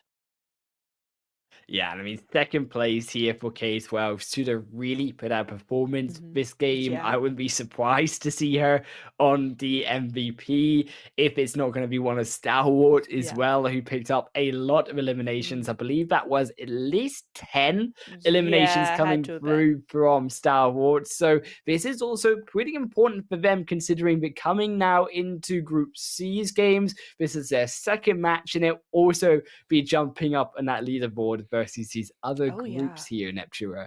Oh yeah, 100%. I mean, in game number 1, we saw 2 teams move to that 2nd page right off the bat in one game. We did not see Stalwart be one of those people. However, with this kind of game, with how close everything is, I would not be surprised if they've now surpassed those 2 teams from game 1. So looking really good for them. This is a Stalwart that we've been wanting to see for a while now, and they're really coming into their own in the 2nd game.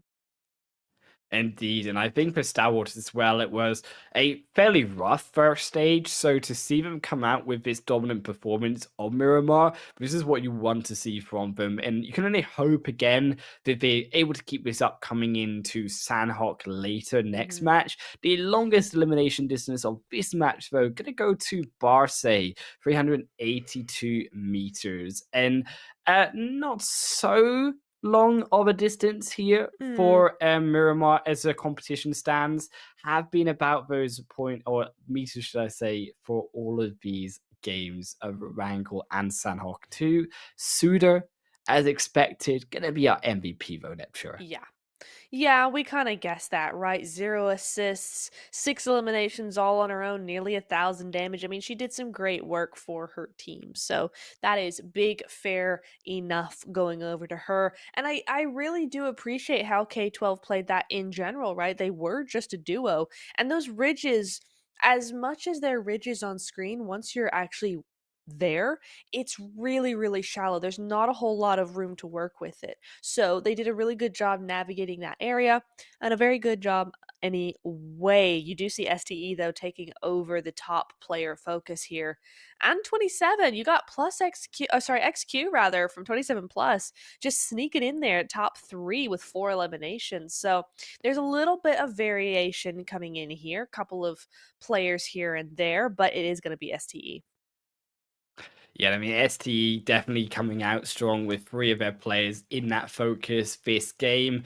Also, will be interesting to see some of the other performances from Langers, right? Again, another good third place from them. They've been really consistent throughout both games so far, at least today as well. Mhm. I'm really curious if they can keep that up now into Sanhok, should I say, Mhm. because this is also one of their most dominant maps, we could say, Sanhok for Langers. So it'll be exciting to see if they can retain that consistency. 27 plus, also, of course, good for them, as we said, getting those 7 points in total, and A3 getting some more points after a good first game, too. Mhm.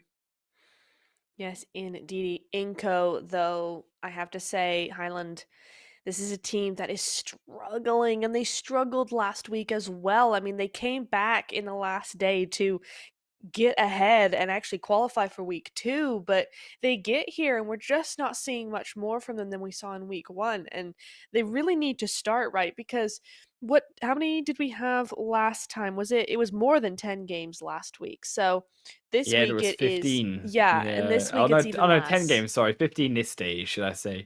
But yeah, we 10 between the two, right? Yeah. So It's even less games for them to do something, and they're just yeah. not stepping up the way we need them to, the way they need them to in order to qualify.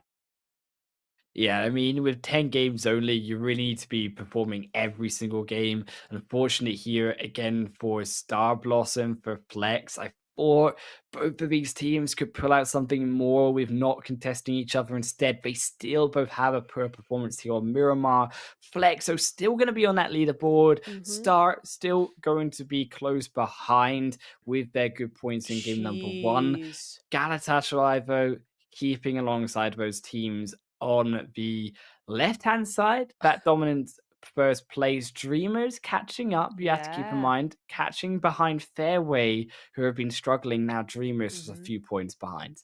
100%, but I'm looking at Stalwart Highland. They've jumped up to ninth place with that Mm. single win, because yeah, they had a few points coming into game number 1, but not that many. So they've come in and just said, "Hey, 29 points. Thank you very much. We're gonna go straight to number 9." They are now within the qualifying range, and it's their second game of week 2.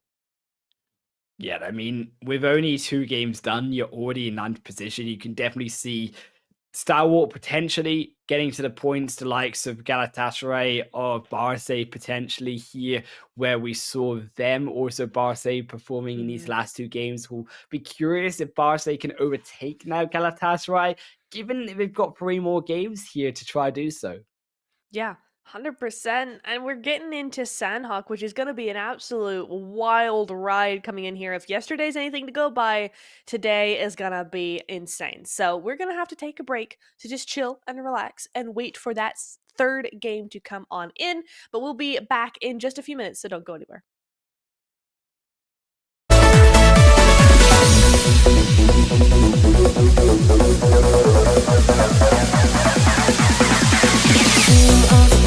Looking at me like you're scared, baby. Come on over here, I won't fight now.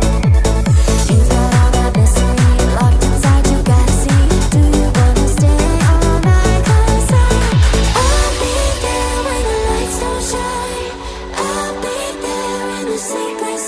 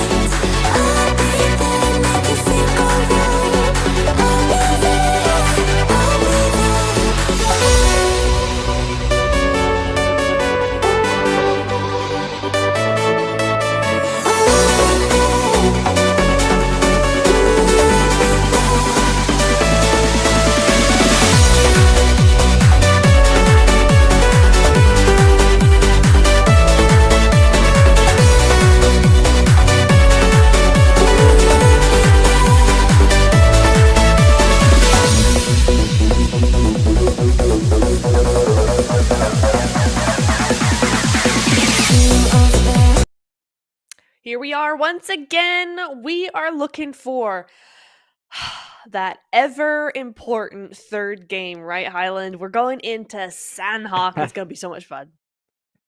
Look, I mean, Sanhok is where it gets crazy. It's where the tables just flip on their heads here, Neptune. I mean, this is the game that we all look forward to in the middle of the night. A little bit of chaos to wake us back up here, wherever you are. If it's 9:30 in the EU, if it's 8:30 in the UK, if it's later for you. It's going to be a wake up for sure. This one, Langers looking consistent though after 2 games, and they are really the team to beat when it comes to Sanhok. They have been the most consistent team all tournament on here. They have, for sure.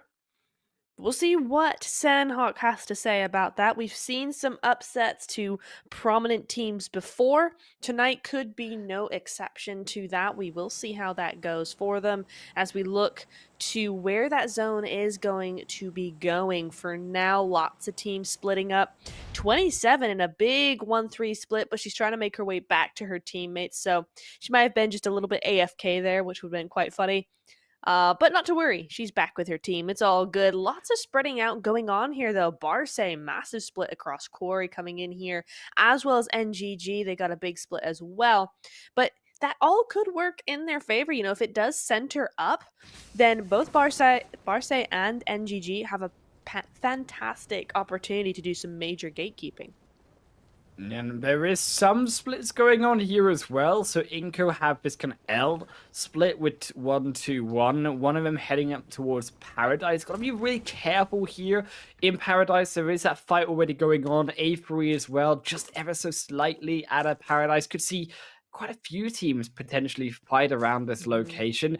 I hope Inco will move down together, especially with this zone, of course. Now it's gonna shift down to the mainland. It's got, of course, in a quarry area. It's got cave and docks down there as well. So there's some options as well, of course, of that southwest island where the zone could go. And it's really just teams about how they want to loot up here in their own locations. And for those northwestern island teams, of course, to wrap around into the next island across to get into the zone. Ooh. Nope, not quite. I thought she was looking, Fra was looking like she was trying to figure out who was where there, like it was an enemy up ahead, but it's not. But there are 2 teams in Paradise Resort, Highland. We got Star Blossom, and we also have, who was that just then? I saw them. It looks like K12. It could be, right? I believe. Yeah, it should be. K12 as well, but they've also got teams behind them. You've got A3 in the back. So a lot of teams centering up around there. They are right on the edge of zone as well. So there could be some big fights happening there because not everybody's going to be able to get to zone. Yeah, I mean, K12 should be pretty quiet here. Don't expect too much to come through from Paradise Resort for now.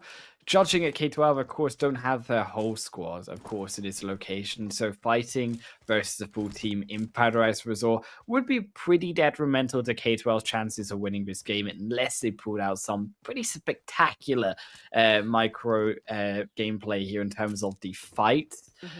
Barce also going to be around this more quarry side area, which is very much more centralized towards the zone. Will be interesting to see Team Zone navigate around this quarry side. We actually haven't seen quarry, I believe, at all this entire tournament, Neptura, and these teams haven't so much been fighting around the terrain here. So the terrain around quarry could definitely pose some challenges for these teams if they're not used to it. Yeah, it's gonna be an interesting one to watch. You know, we rarely get zones that go down to the south side, and while this has centered up, we are still looking at a more southern trajectory than we are used to seeing. So we will see where that takes these teams. This code on screen should be taking you right to the PUBG mobile website and redeem, or the Midas Buy website and redeem. Yep. You have to go to Midas Buy. Ignore me. Go to Midas Buy and get that code for yourself. The code should be all fixed now, so get your UC while you still can. First come, first serve as well, so looking very good. Yeah, so here there will be another 2 codes, of course, in this game. Barca, they're gonna have to try to escape Inco, though. Grabbing 1 point for them, crucial for Inco Yeah. here, is Barca just caught out on the edge. That split from Inco proving successful for now. There is that code once again for your Yo. screens, as we say. Head over to -Spire to be able to claim that and get some UC unlocked into your account. There will be 2 more different codes appearing throughout Yep. this game and 3 codes per game for the rest of tonight. So make sure you're watching every bit of this game Yeah. because they could appear anywhere, Neptura. Indeed, they absolutely can. Nice to see that somebody in the background has actually moved away. So we do have just K12 and Star Blossom. And Star Blossom have been chilling on the eastern side of Paradise Resort, right? But K12 have been moving up. But at this point, it's really just a standoff. And Star, look at B Glover there. She's got a great little spot up on top of that roof. I'm not sure where her angles will be, but at least she's that hidden component, right? Ooh. What is going on between Langos and 27 plus? So the elimination Whoa. feed is flying with their name tags. 27 damaged. Also 1 now remaining for Langers. H and Q going to be on her own. And unfortunately, Barce will clean that one up. And Barce finish off Langers. And I might have just cast a curse to his team here, Neptura. Yeah. What have I done? What have you done, Highland? No, I was watching that mini map. Oh, hang on. Oh, not quite. 1v2. Can she do it? Maybe. Might do. She's done it before, that's for sure. Does get the 1. Zara, she's in it to win it, but not quite. Can't do enough. There's her teammate. Is just a little late to that help there, to that backup. So it is going to be Slime Machine winning that one out against Zeros there. And now Barce just down to 2. But no, I was looking at that little mini map between Langers and 27 plus, and the Jaws theme just starts echoing in your head, right? Because you see Barce creeping up behind them there.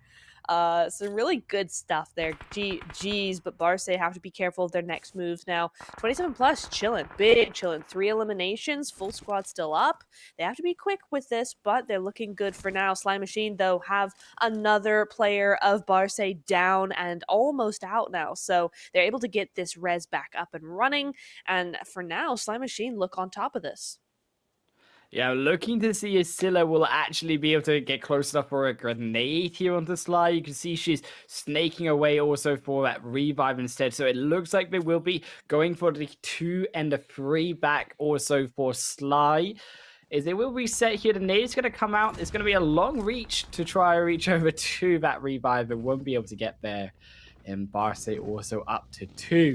A standoff though for now is here. Sly trying to find another little bit of a poke through as they head over to the quarry side area and back up to the main quarry entrance. Hardships, Sly, good work here, just moving away from the location, not getting too caught in that fight that could have ended pretty bad, of course, with teams coming in towards stage 2 now, potentially rotating around them. Oh, and the news zone has just popped up. It looks fairly okay. Yeah, we are centering up around Quarry. But again, that southern trajectory is going to put a little bit of a wrench in the works of a lot of these teams, right? There's a little bit of uncertainty that's coming through from here. It continues down to the south. Will it continue as far as Camp Charlie? Maybe even docks down there. If it does, there's a lot of water, a lot of cave systems down there as well. So we could be in for a really interesting game. And speaking of cave as well, I mean, there's the hills there too you could use. I actually really like the hills just north of cave as well.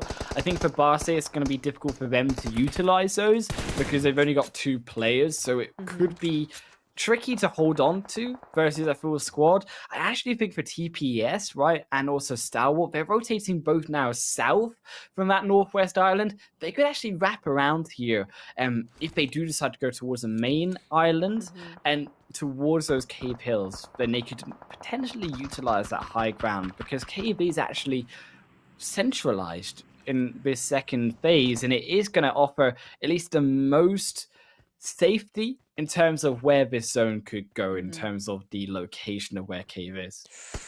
K12 though, biting a few bullets there. down to just that one. And in the kill feed, we did see Star just eating dirt left, right, and center, but that does not seem to be the case as K12 do go out. They only grab one elimination, so we do see that Star Blossom able to move on as a trio. That's a good start for them, but they have to move into zone now. The zone is going to be moving in 4 seconds. It's not waiting for anybody, so they got to get ahead of that right now. Sly somehow, not sure what happened there, Highland, but while Barce gets eliminated, Sly still only have one elimination. Yeah, Sly just haven't been able here to pick up the rest of those elims. In Dreamers, oh my goodness gracious, they get away from Nexus. That's tricky. So they have Sly, they're still gonna miss their try their Oh best my here, Dreamers, to God. avoid it. They're starting to suffer knocks. Marley's down. They're gonna lose There's one, no but it's way. better than the full team. My goodness, that Oh was my risky. God. No, for real. I think they've used up every single bit of luck factor they had for the rest of the evening. There is no way they just bypassed 2 or 3 teams and only lost 1 player there. We'll see how that works out for them, but that was an insane play. Desperate play for sure, but for now seems to kind of work in their favor. Dreamers, they are down to 2.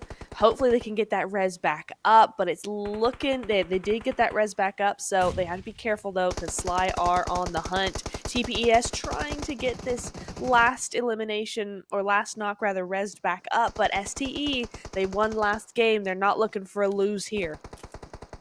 And they're coming in around the rock for that pincer. They're looking to draw out Damler from the smoke, and they grab 1, they grab 2, and it's a beautiful play there from Star Wars. They drag out the players. It's a 1-for-1 for now, and they need to make it happen a little bit more here, as unfortunately we'll ping back to Slime Machine, because for Dreamers and even Sly here, Sly gonna lose 1, but Dreamers even worse off, down to 2 in that nade. It won't finish off anyone just yet. Another one through the door, but the door blocks it. And now 1 back for Dreamers. It's a bit of a netball match, if you like, here of grenades, and each of them throwing the ball back at each other, and this ball explodes. It's a dangerous game, this one. It is a dangerous game for sure. Stalwart looking like Burf got the better of them in a couple of ways there, but she should be able to get this res back up as another one falls. So there you go. TPES, Highland just not having the luck they wish they had from yesterday. Yeah, TPS struggling here. Is Sly have come into the building very quickly, and they're going to finish up. Oh, just a 1 more hit point will do it. In Dreamers, they tried their best, but Sly hunted them down, Neptura. They sure did. It was a desperate play, but unfortunately it caught the attention of a team that was already doing quite well, right? So they were like, hey, that looks like a team that we could get to. So they did, but it was a good result, or a good try from Dreamers nonetheless. We'll see how it goes. Oh, and the trajectory is north. It's gone way to the north there. So no water for us, no cave systems.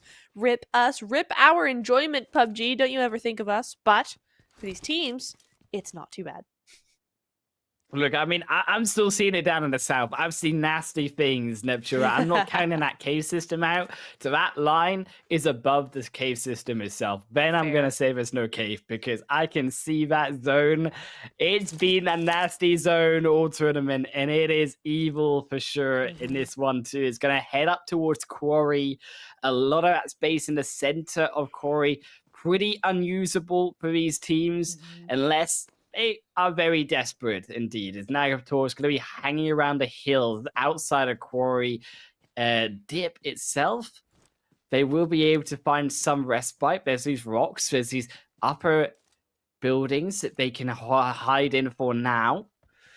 Nagator is also pretty split across this side of the hill, so we'll be intriguing to see what information they can pick up, as well as Flex up towards this much more northern side. fighting here versus Inko, stuck inside of the building, but that one player off on the off angle, really crucial, I think, for them, for Inko to utilize that off angle to punish Flex here.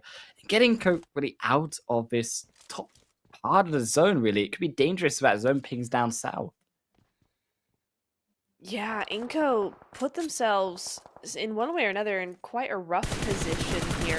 They're not being treated kindly by the zone in any way as A3 Ruby gets taken out. A great little spray there from Faleka. Finally, we're starting to see that team move into some success here. 27 Plus have been doing some good work so far this evening, and they look to be continuing that trajectory, right? 4 eliminations so far.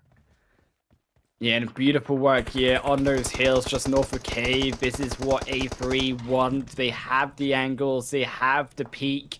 Stalwart trying to do the same as well. They will grab Baby Shark. She reveals her location, taking the first knock onto Stalwart. Now A3 though, gonna come back towards Baby Shark, and this is where Stalwart, they're coming together also. And this could reach a penultimate move here. Is never mind. Saya's she's fell down. Well, we're gonna try again. This one as A3 are now together. Stalwart might have just missed their opportunity. Yeah, looks like they have. They're going to go into Cave and Highland. It's gone to the south side. STE just going to move on in there. They're going to be chilling. They're not, actually. They're going to the other side. I don't mind this, except Bonfire are literally right there. So STE might want to be a little bit more chill with this one for now. Just let them do their thing, especially only as 2, right? With only 4 eliminations, or rather, sorry, yeah, with 4 eliminations, they might want to hold on a little bit longer. And GG, though, looking a little worse for wear, just down to 2. They are going to be able to get this res back up, though, so not too bad, but they are in the middle of a fight right now. It's all going down. And Bonfire dodging out those nades, but now none of them are going to drop, but the health bars are being burned. Is that Molly behind them? Hits down fair as well, right between Bonfire. So Bonfire really stuck now in this dip between both of those teams. Nowhere for him to go, and it's all about A3 and Fem pintering that smoke. Both of them, I assume, going to wait for those smokes to dissipate. And then it'll be much easier to take out Bonfire once those locations to the players are revealed once again. 27 also trying to pin away Nagmators on the edge of this zone. They do get towards this shack, this shed if you like. It will provide them some space in this next zone, but it's only 30 seconds more before it's going to ping away likely once more. This is a pretty good spot for them, actually. It's got a nice look over to the northern side as teams try to get in. They just have to be careful of the south from them. Flex still here. This is the team that needs the most points right now, right? You got Flex, who have just been struggling so far as Calypso does go down. Unfortunately, they make that final push in, and I've caster cursed them. I'm going to shush immediately because I have caster cursed them. You should have learned from me, Neptura. I did an excellent casting curse earlier in this game. Poor Lager's Bliss, as they were the culprits also of us. Inko, they will also drop here. Sly, once again, going to have to make that move down towards the south side. It looks like it's gone towards the cave side here. It's Sly around here, Corey, all game. Now have to leave the area. 27 barely keeping themselves alive. Nagamators, another nade. Dodged away by 27. This one bounces over the head of Nagamators. Lucky escape. There's a third. Won't be cooked up, but 27 pinning down Akatamura. And it looks like a tricky move again. Is it going to get caught by the flames and not healing in time? The zone with that Molly. Nagamators out. Nagmator is indeed out. It's a big rip there. Fairway, though, trying her best, but down she goes as well. So now it's just down to Doza now. Interesting play from them. I think a little bit of a desperate one, hoping to find something to come out of that, but it's not going to happen. A3 down to a soul as well. Look at that leaderboard on the right-hand side, though. It's mostly solos as Lunasix goes down. That's another one as well. It's just one left. It's no one left. Sly Machine goes out. And slide down. Fairway also struggling here. A lot of these teams all down in that center dip, and it's a carnage play from all of them, and they'll be knocking down, but Bonfire, the best out here. I don't know how Bonfire have come through with this play. Neptura, they were pinned by 2 teams in that dip itself. They're still going to be outside of the zone. It has gone also towards this cave area. Yeah. Are we going to see some teams? I see Stalwart down on below A3 Fem Fatal. Could see some teams inside of the cave itself. We could indeed. The zone has gone squarely on top of that. So 27 plus, the full squad who's still here, 10 eliminations. This is a fantastic game from them. This is what we needed to see. They've been looking pretty good in the last 2 games. If they follow that up with a big win here, this will go really in their favor. This is what they need. Let's see how they do this. 27 plus. Are in fact a team, where are they? 27 plus. Oh, they're from Group C. So they got a long 10 or rather 7 games ahead of them after this one. And this is exactly what they could need. Ooh, that nade could have been beautiful, but that you see, it's beautiful indeed. It's on your screen. Grab it right now and redeem it quick, because 27 plus and Bonfire is all about to go through here at the end. Bonfire also settling down in that little cubby down in cave. They've also split their forces. 27 might just be feeling they have to do the same, as they are holding on the top here. They're going to hold on to their nades, I assume, as well. Might want to utilize those to throw down into the cave itself. There's almost that volcano-like entrance on the top, of course. 27. Yeet. Gonna nade up towards the top and send one down, just to make sure no one's there. And they will be a queens of the castle, really. The queens of the hill. And down below, it is, if the rhyme goes, the Dirty Rascals of Stalwarts and also Bonfire inside of the cave. Whoa! And Stalwart gonna be caught in the mud right now, as they will lose Nirvana. Yeah. Bonfire peek out and grab another 2. Nice, but now they've heard that, right? There is still a player of Bonfire as A3 goes down, but this has gotta be a 27 plus win at this point, right, Highland? I mean, what else can Bonfire do here? Yeah, I mean, this is Bonfire just trying to survive, but 27 plus have this cave covered. That zone's gonna sneak on in. Bonfire will try to keep themselves alive. Really, the only possible strategy you could see here is out healing 27 plus when the game comes to a climax. However, 27 plus are searching for now. It will be interesting to see if one of them drops down to see if they can find the locations of Bonfire, and then the others throw the nades across. Could also be a strategy here from them, as the nades will fire away, but they will go wide. Yeah, they're kind of just chucking them. Oh no, GG gets knocked. Uh-oh. Yeah, I mean, you could, so they're trying to find here Bonfire. They're going to sacrifice one. Yep. Not sure how feasible that is. Obviously giving away elimination point here to Bonfire. Maybe not, though, if they However, can't find her. Yeah, Bonfire's position revealed. Ooh. And Siske in the water.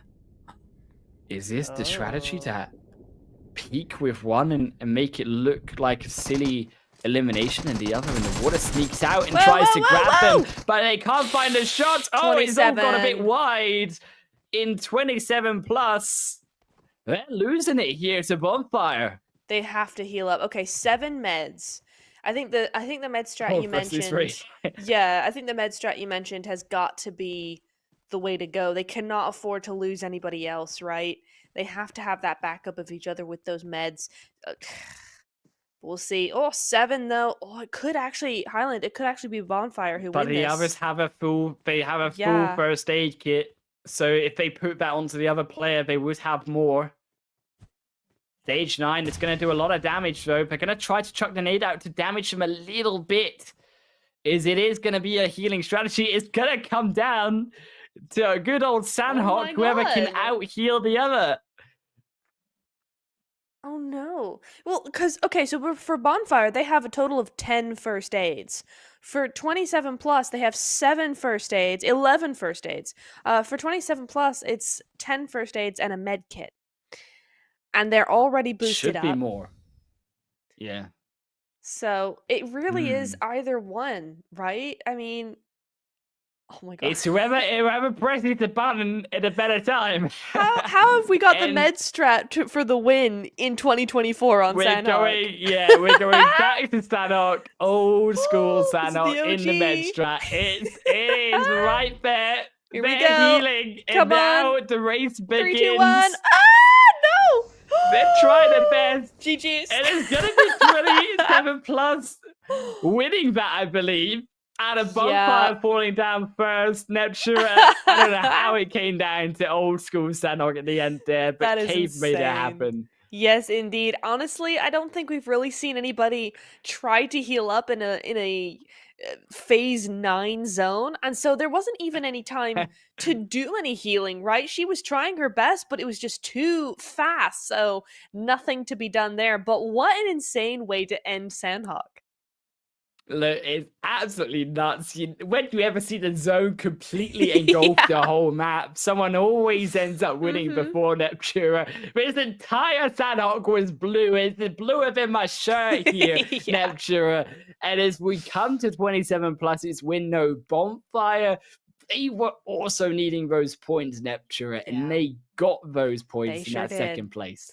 They sure did. Yeah, it's 27 plus with 22 total points, but Bonfire coming in there with the sneaky cave play. It's what Stalwart tried to do, but Bonfire said, nah, we can do it better.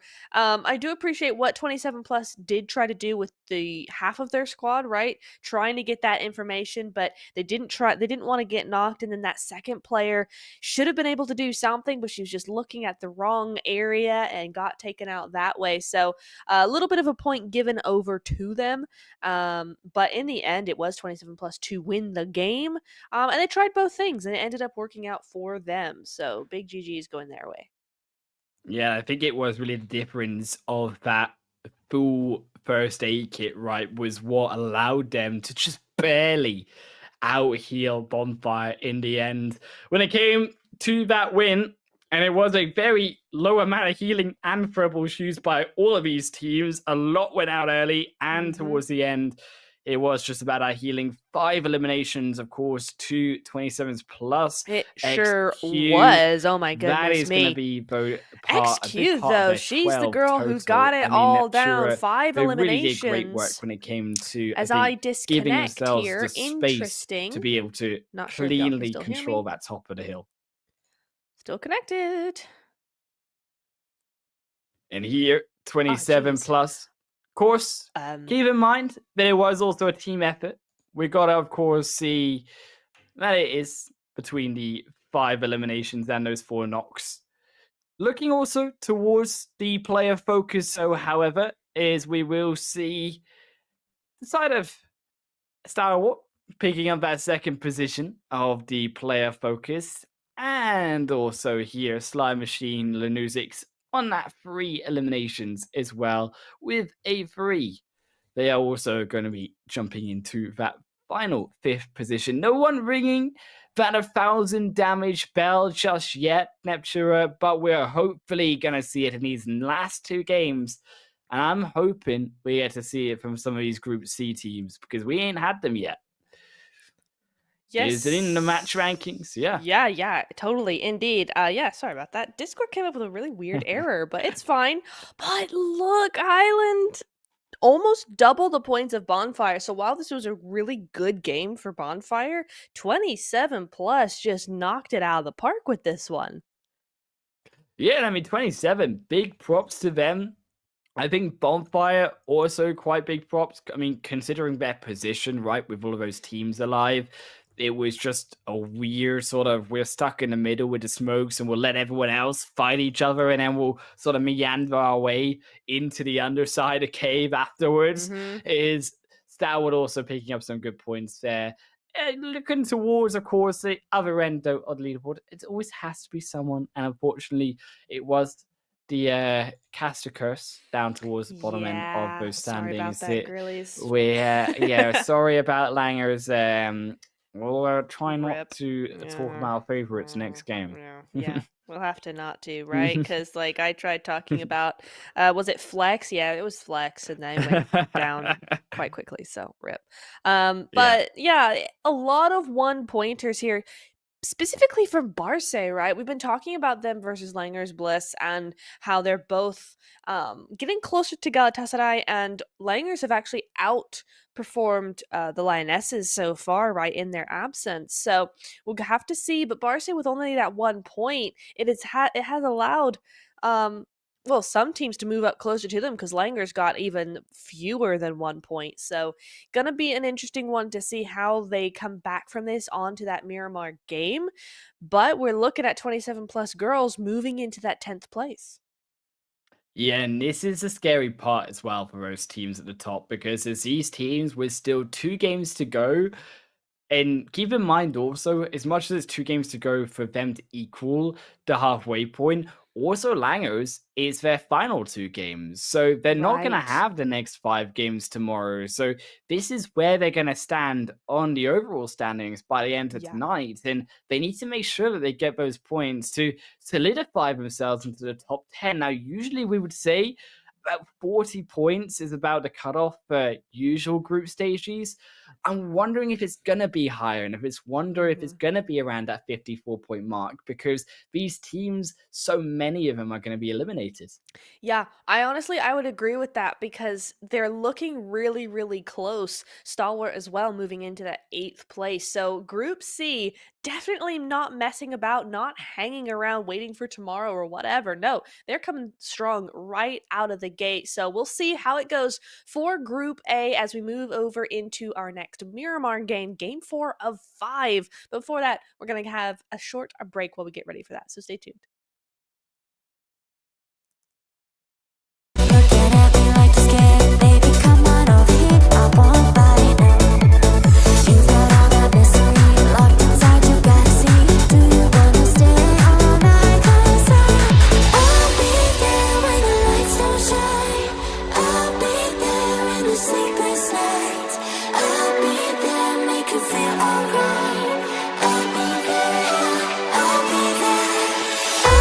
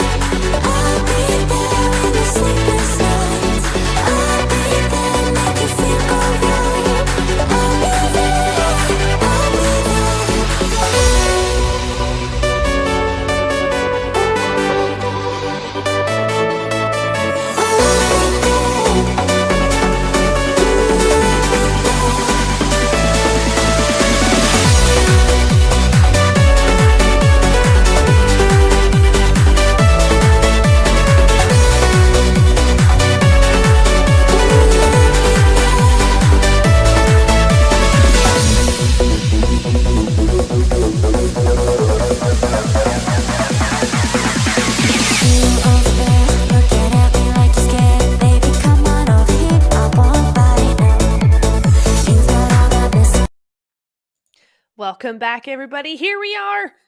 We're here. Last two games of the evening. It's Miramar and it's Erangel next. And for Group A Highland, this is all they got.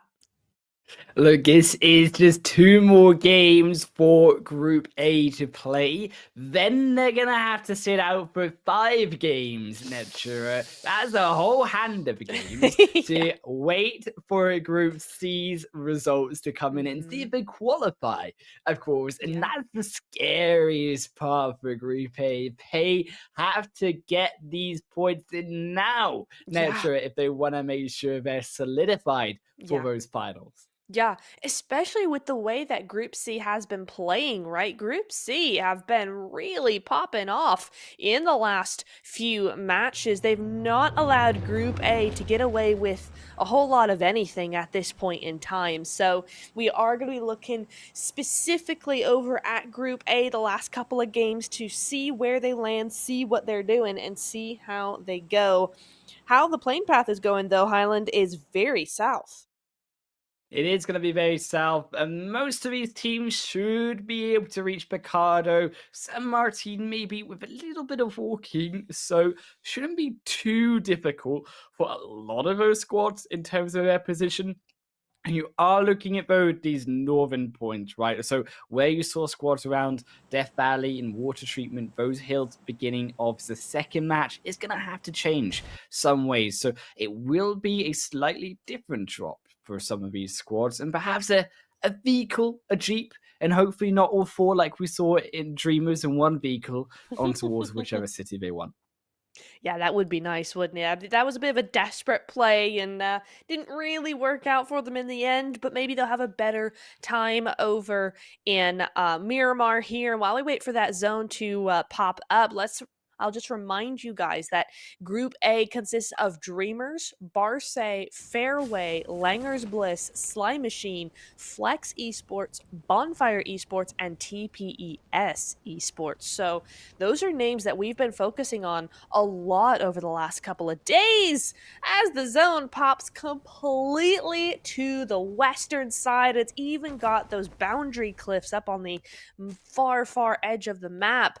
And Highland, I don't like the odds of most of these teams on the eastern side.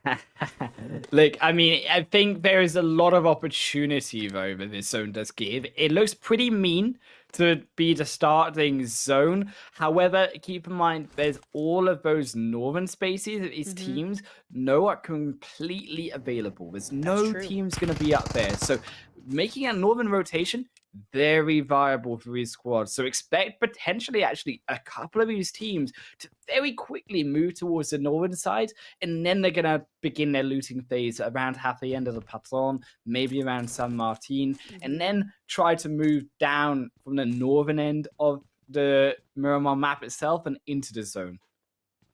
Yeah, indeed. But look who's in Impala again. I know, yeah. Look, it is a sigh. I think big sigh.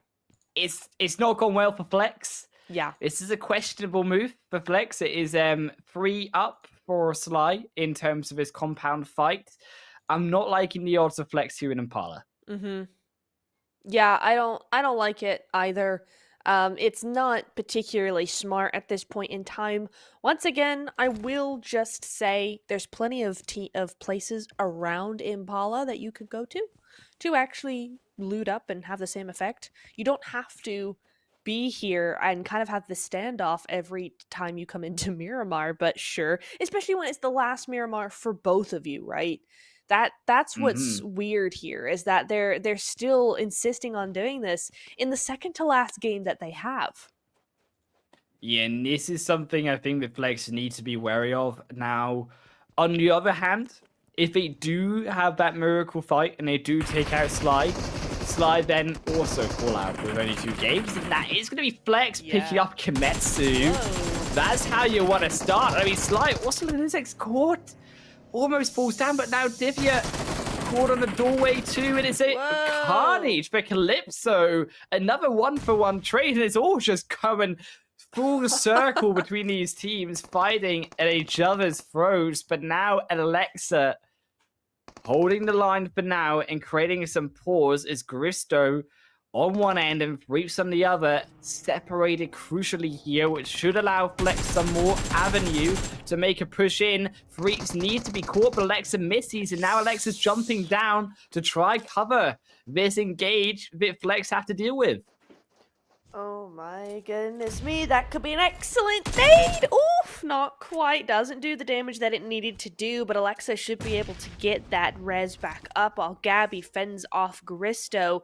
Could be a little bit of a reset here, but this is not what we meant when we said, hey, you guys know that it's the last Miramar of your group, right? This is not what we meant. We meant disengage, not go forward.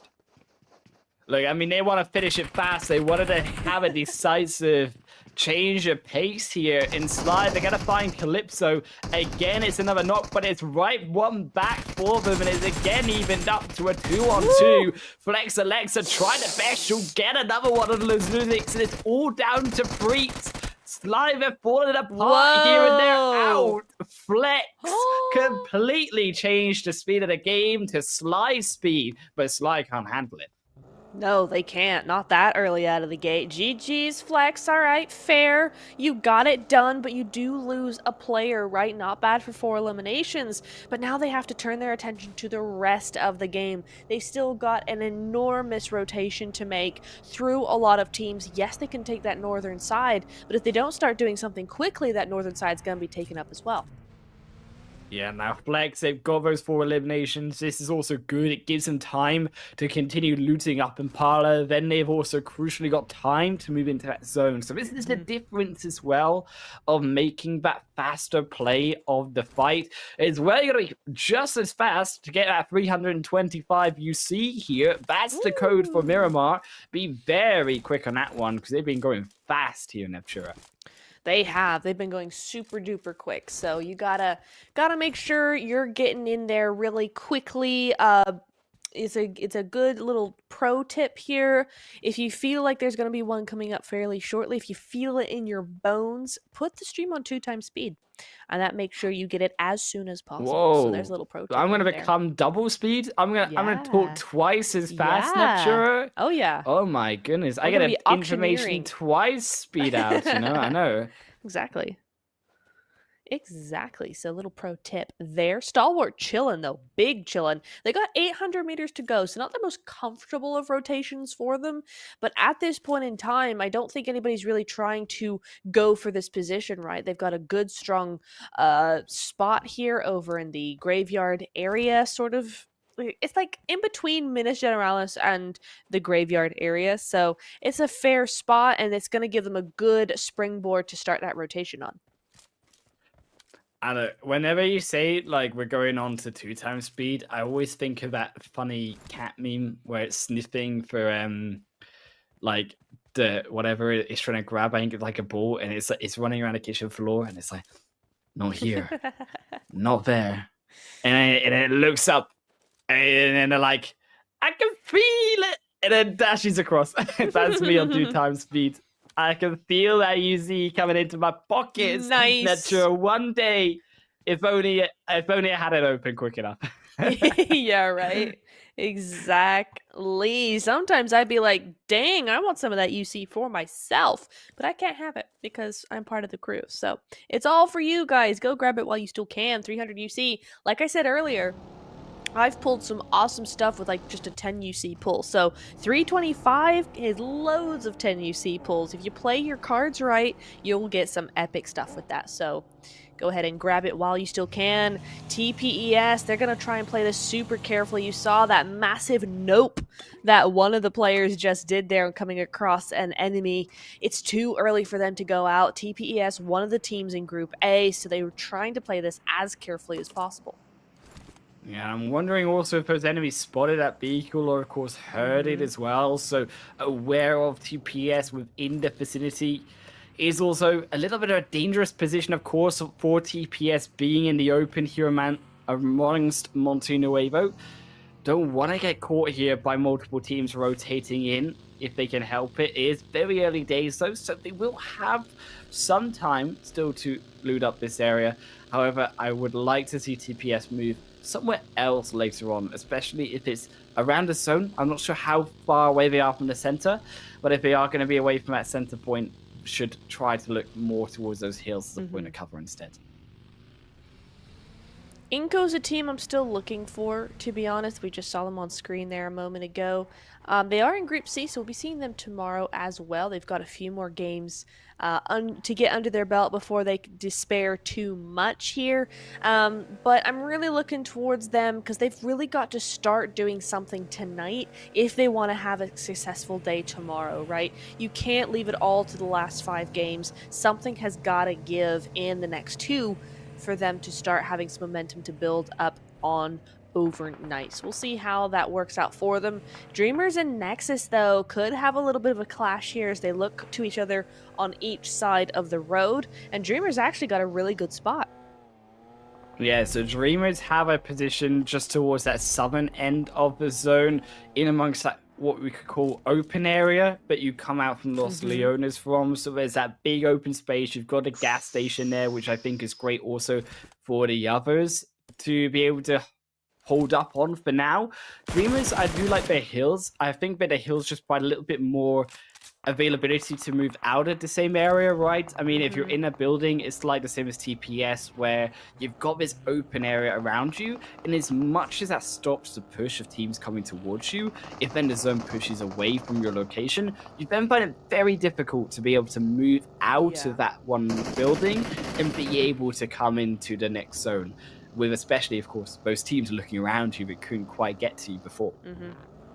Yeah, it's going to be a difficult one. They'll just have to see where that zone goes. This is where you kind of have, if you have a position that's going to be a little bit more difficult to get out of, you need to make sure that you get as many points as possible while you're still there. You don't hole up and kind of just sit in a corner and wait for the zone and then go out and die. You have to be able to control your surroundings from that position for you to actually have the best outcome going forward. Similar to how Bonfire actually were playing that, right? They got a high ground, they started firing over towards Inco, and then they started to move. They made a space for themselves, much like Stalwart as well, claiming this spot for their own, defending it against NGG here. Gonna get that knock, gonna flush it away. There we go, but they still got a few more to contend with. And Nagabator's a difficult game for them here as well, right? I mean, Stalwart, who have been really, as their name says, Stalwart in terms of their points and in terms of their ability to stay in this competition.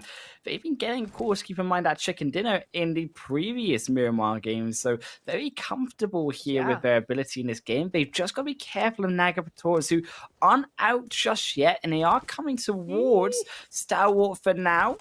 That will just be a smoke, but it was a very panic rush away as they thought that could have been a nade. You know what that tells me, though, Highland? It tells me that NGG don't have any nades. Because, yeah, throwing a smoke is my kind of tactic. If I don't have a nade, I'm going to throw a smoke just to scare him. So GG's on that front. Nice little wraparound from Stalwart, though, gaining that high ground. And this is where NGG will fall apart if they're not careful. They've given that high ground over to the enemy here. Yeah, now here Stalwart give up the space for those revives. They will at least find one through the smokes of Nagabator's. They laid that smoke down and they got punished for it. Now it's down to the one-on-one. Yeah. And it will be Nagabator's going down. Darcy now needs to be quick on those revives. They've already lost one, as you can see. They should get the other 2. However, there are teams you can see in the distance coming very close behind them.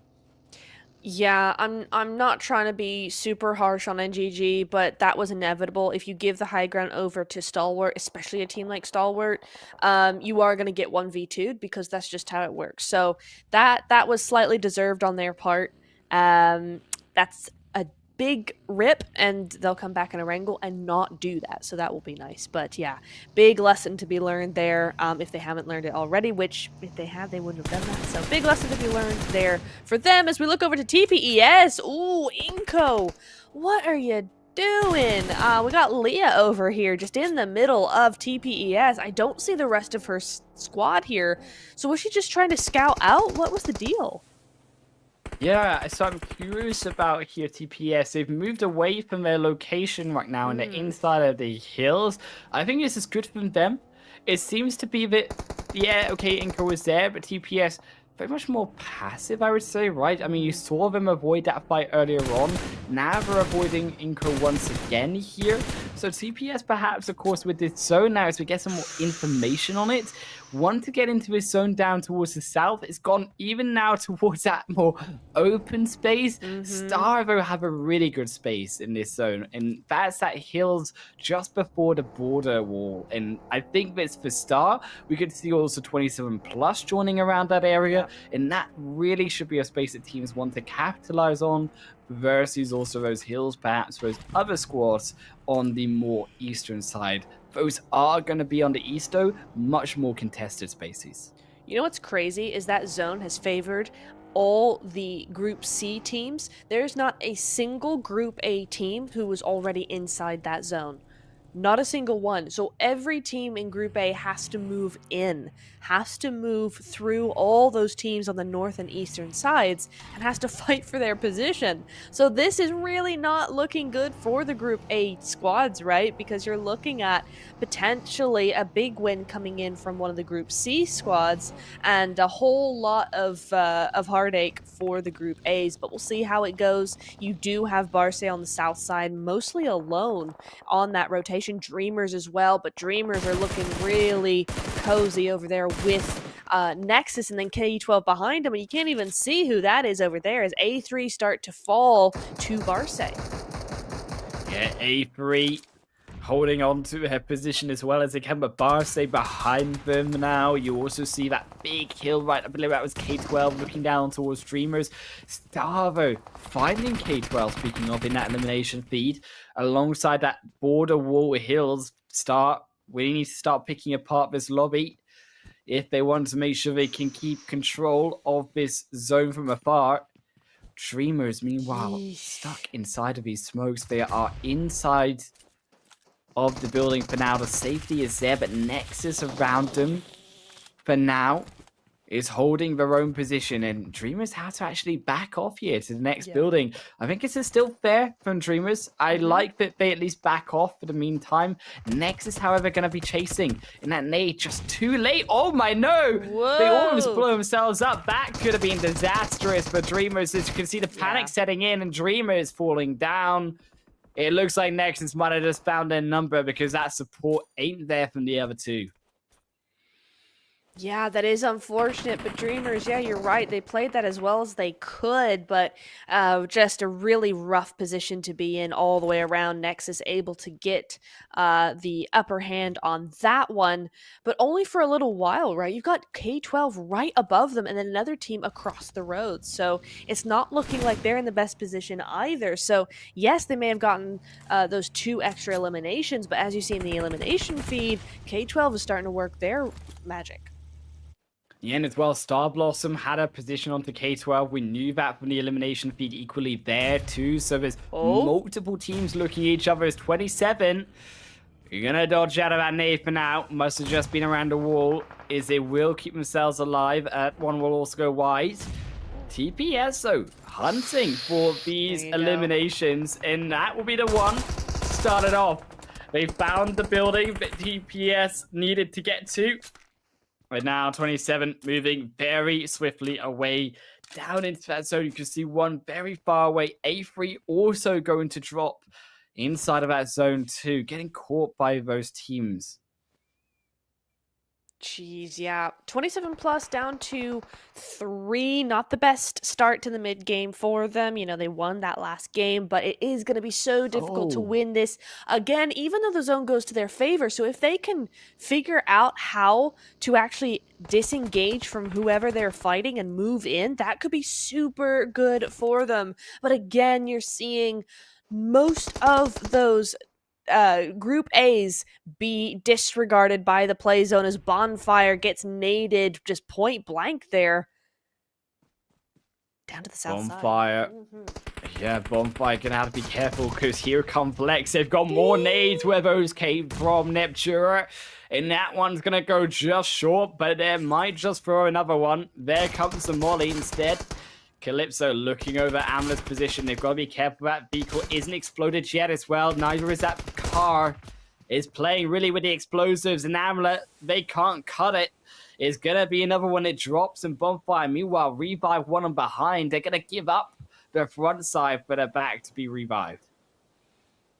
Yes, indeed. Bonfire. They came second in that Sanhok. They need another good result here. They're just down to 2. But we'll see what they can do. Last time they had the caves to help them out. But there you go. Laura sees me. Gets Gabby, takes her out, and that is going to be their first elimination. And now they can make that rotation in really quick. A nice quick snipe from them. And Laura getting that one will be crucial. Francesca also for Nexus moving down the hill on towards Dreamers, who they've now found the other 2. They've got another knock, and that reduces Dreamers down to 1. And it might be sweet dreams for them as they're going to leave them into the blue. Send that away the rest of this game. Nexus going to head down into the zone itself. Down the hill, it's a bumpy ride. And down into that bumpy road, it is Langers falling apart here to Star Blossom, who have jumped on the gun towards this building. Now Barce, a third jumping in as well, and Fra immediately one's out. Yeah, I don't blame her, man. When you've got the number 2 team moving in, charging in, when you've got another 6, 7 games to go and they don't, you know that means they're going to be playing real heavy, and so you don't really want any part of that. Just leave them alone, man. It's not worth it. What is 27 plus doing? What, 2-1 split? Huh? Yeah, I mean, this is a little risky, considering that there's still teams alive. There's still plenty of them in this game. They have that north side of control, and Fra is not in control. That is the fire burning down her house. And it is another for Barce, collecting both of those teams in the end. A lot of elimination points towards them. Nexus hearing those shots. They're jumping in onto the action as well as the pile up of teams. And Barce, they're now falling. Is Flex have found them. Nexus on the other side. And Nades gonna be thrown in by Francesca. That will fall short. But the eliminations. Can Nexus now clean up a couple points here as that, albeit 5th party even to the fight? It's one more. And Barce losing Phaser. They just need the next. They get the revive through, and now Nexus back to the 1v1, but there's a second Nexus member coming in. They're gonna find the revives and not gonna have the flanking player finish them off. And Tokyo makes now this revive on to Francesca. Flex by over Zeros. Francesca was crazy for that. The put, that was so, like, she just did not care. Like, there was not another team in the area, not another player. She just went full steam ahead. Gotta commend her. Even though she got knocked, she did do what needed to be done. And now Flex moving in. Gonna flex there, Muzzle's going through. But no, Athena says absolutely not.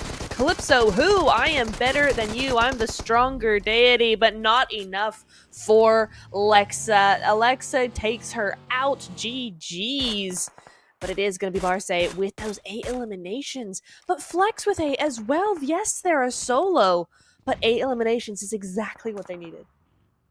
Yeah, I mean, Nexus cleaned up Flex, helped Flex clean up Barce. I mean, you could see the health bar going down from those shots from afar. Nexus also won 5 eliminations for them after picking up those extra ones. Stalwart also going to be dropped in this match. They're going to be on those 4 points of the elims for them. And now, as we move on towards Nexus, being spied down from an even higher position. You thought Nexus were the ones aggressing. Now TPS are up above on the hill. Flex now down below in K12. They're going to be popped the moment they step over that ridgeline, and Alexa peeling back up with a respite. Nice little vehicle blow up there means that's no way, shape, or form they can get into zone on that. And with it so open, I'm wondering if that kind of spells the end for Nexus in this game. Just a solo. Damla gets taken out, and it is Alexa. Of course, it's Alexa. Flex moving in, and look at her go as a solo, right? Alexa is not afraid. And whipped her 4 times as well. I mean, she should have really far when it comes to across that zone. She is opposite ends outside of the zone as well. On that high ground, she's making it work, that position. She is indeed. Faleka for 27 plus, though, does go down, the only player for that team inside of zones. So a little bit of an oopsie from them. It is going to be a little harder for them to move on in. But I tell you what, Fair still here. TPES still here. K12 and Bonfire also still in the top 7. So looking like a much better game for a lot of these Group A'ers. And Alexa stepping up. She's going to try to do as much as she can here with Nexus. She will fall down eventually, though. Flex will grab her in the end. And TPS Esports birth now. Jumping onto Bonfire. 27 plus of a third team. There's several of them in this compound. Nexus going to fall in that distance. Finally, they go away. Bonfire in the smoke. They've really created explosions in this building. Indeed, it's all of them going inside of the building. The wrong place for fireworks here. Is down an nades. Gonna be dodged out for now, but they've got another round of them. There comes the molly. They can't explode the house down. They'll burn it away.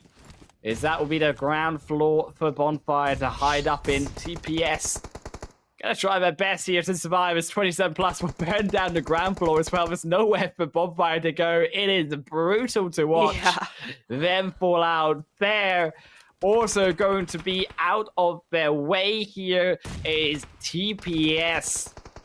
Jumping a few of those knocks down to only a Nuki. They're trying to make this revive work. The smoke blocks off the line of sight and none. And their revive comes through 27. GG's. They're trying their best to make it and they get their way in the end. Now TPS though, they're still here. They're still waiting here, Burp and Cupquake, to come into this fight onto Bonfire. And how Bonfire have both survived the flames on all floors, every room, it must have felt like. I don't know how they're still surviving. I don't know how they can do that for much longer, to be honest. You got Burf at the bottom, you got Cupquake at the top, you got 27 plus behind you. It's all insane. It's a 2v2v2 and this tiny little compound where no one can really do much except kind of nade each other, and they've run out of nades, right? GG is out of nades completely. She's only got smokes. But it doesn't matter. At this point, no matter who wins, I think Bonfire could stand to gain the most from a win here, seeing as they only have 1 elimination. But 8 eliminations for 27 and 4 for TPES. This is a fantastic game for all of them. This is also TPS, right? Trying to hold on. They are out of grenades. They can't do much more to Bonfire. 27, they're going to be the ones that have to move in first. So suddenly, 27, who had this compound originally, the control has been lost by them to be able to win out on this game potentially. 27 could upset though the ringer when it comes to creating some chaos in the final portion of this match. This is what we're going to have to hope for. Try to draw out TPS here for Bonfire to take out. But Bonfire, they are very passive indeed. They are pulling out a Sanhok strategy once more. They are just in for the long haul inside of that building. I mean, everybody's very quiet at the moment. You see 27 plus rather making some of those smokes known, trying to find a way in, and oh, there you go. That's the first knock. This is where it all comes down to it. XQ gonna try and get that res, I think, but TPES think that there's something going on there. It's not. They haven't even tried to cross in yet, so we may see 27 plus just opt to go out to the zone here. Even the pan's being thrown, but that's not going to do anything. Top 3 would be excellent for them. They did get that revive because no one has throwables. Look, no one can do what they want to do, which is yeet a nade down into the corner of the team. And unfortunately, that isn't a reality. They're going to instead spray through the smoke. Somehow there's still smokes remaining for 27. Crucial for them. However, those hit points are making them visible. And 27, they are visibly out of this game. And TPS down to the final 2 is Bonfire. Cylinder goes down. This is big. That's a huge knock for Cupquake. Now it's down to the solo. Can they make that push? Laura needs to try to see these players, but can she see herself into this chicken dinner? I don't think so. That zone is approaching her first. It is, but yeah, that's got. Oh! It did hit her. And it was a nice try. It was a nice try. I like it. Yeah. Laura. Oh, wouldn't it be funny if she throws the pad back? She's holding it. It's a pad action here in the final portion of this game. That's fun. When you don't have nades, you can have a pan. Do they throw it again? I don't think Here so. we go. Well, they're trying again. They're throwing it in. It's a miss. It's a miss again. Laura, she's got one back, though. Now it's like dodgeball. She's got the pan. Oh, but there's been thrown back at Berth. They're going to try to yeet again. Berth has the next dodgeball pan. She's gonna throw the next one in. Laura tried to return one in. Ah, no, she misses. Oh, is she holding it? Nah, she's gonna go wide. Oh, she's got a second one. Ooh, That one's also gonna go wide. She tried. It was a cheeky angle. She sees Berth, though. You can see the angle of Laura. She knows they're there. Oh my goodness. It is a pan action. It is dodgeball with pans. We've gone from healing on Sanhok to dodgeball with pans here. This is what it's come down to tonight here. Oh my goodness. Oh, this is great fun. What a way to end the last Miramar of Group A, because both these teams are in Group A, right? This is their last Miramar, so it doesn't matter which one wins here. They've all got some really good points, some boosts that they needed tonight. And I think this is going to go on forever and ever at some point. It's going to go on into the zone, comes behind Laura, and then bless her soul. That zone has had enough of dodgeball. Yeah. It is a funny sight until it's not. And Laura's health bar, go out to the zone. She needs to step out of there, but it's not happening. Cupquake snipes her down, and TPS come out with a victory. What an ending to these last two matches, so Natura. That's so much fun. This is why the Girls League is so much fun, because that's what happens when you got a couple of girls and they're just like, hey, you want to throw pans? It's like, yeah, sure, if we get one, that'd be great for the Instagram reel, am I right? So really good stuff from them. It's good fun, but a really well played game from all of them coming into that final phase, right? Again, another phase 9 game tonight. And to be honest, it was full of a lot of really good plays. So a nice bit of fun to end a very stressful Miramar. Yeah, I mean, it was a difficult Miramar until it was a comedic Miramar towards the end here, Natura. And I think for TPS and also Bonfire, these are crucial points as well, right? I mean, TPS getting that win on board is going to help them to grow their position in those standings. Bonfire as well. 2 second places now for them. Gotta hurt they can't get that chicken dinner twice now, but they still get a lot of placement points, right? They do. They do indeed, and it's a good boost, especially coming into that last game for both of these teams. This is their final game going forward, so it is a nice little boost for them. Is it enough considering the way they have been playing, the way the games have been going for them so far this evening? I don't know. But it is going to be the boost they need to make sure that they have all the momentum going forward into that last Erangel. Yeah, 8 eliminations here for TPS. They made good work, I think, of those rotations. They got a few of those eliminations coming up towards the end there. And then I think that high ground really was beautiful stuff from TPS to try to control those single player strays, if you like, around the open area of the map before they then moved down. And that was the control, as we said, we were looking for to then move into the next position of that end building. The longest elimination distance, though.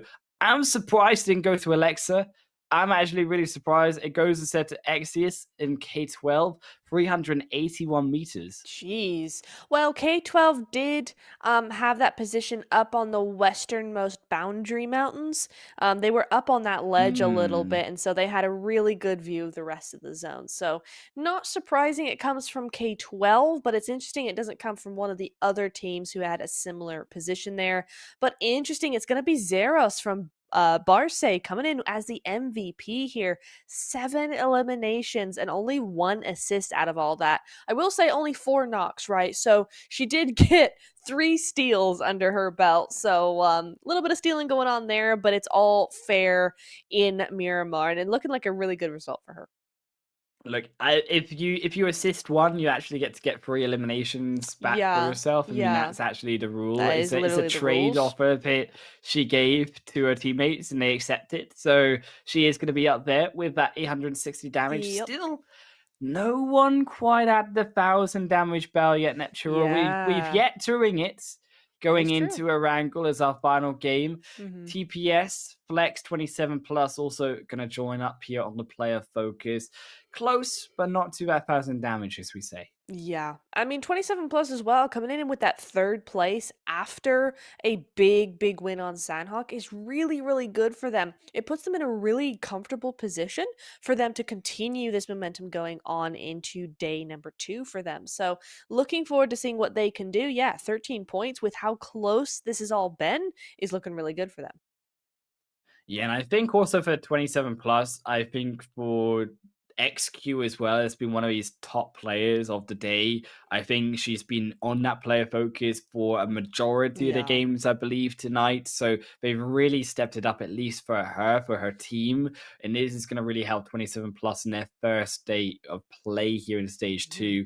Flex as well. Getting those good points, as we Yeah. said, in Mhm. that 3rd position, going to be really important for them coming into this final Erangel 2 in their final match.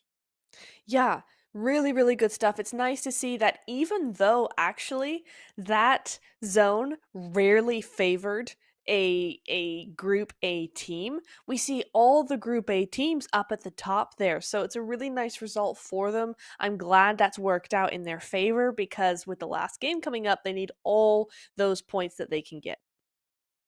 Yeah, and unfortunately for some of those squads, right? I mean, Sly really falling out early, gonna Mm, need to come back here in Erangel for their final game. yeah, Strong Dreamers as well and Langers, they're Langers, also yeah. part of Group A. So as much as I think Langers is safe, I'm very concerned for Dreamers and Sly right now Mhm. because those 2 teams are not nearly as high up on those Yeah. placements in the overall standings as Langers Bliss. If you Langers, you're like, okay, we probably still go through if we lose out this final match. If you're Dreamers, you lose out this last match, you're likely not making it to the finals. Well, exactly. Except Highland, I have to disagree with you slightly here. I don't think Langer's Bliss are safe at all. If you look between them and 10th place, it's 20 odd points, right? Just over 20 points. Mm. That's so easy in 5 games for any of these teams to make up. So I don't think Langers are in any way, shape, or form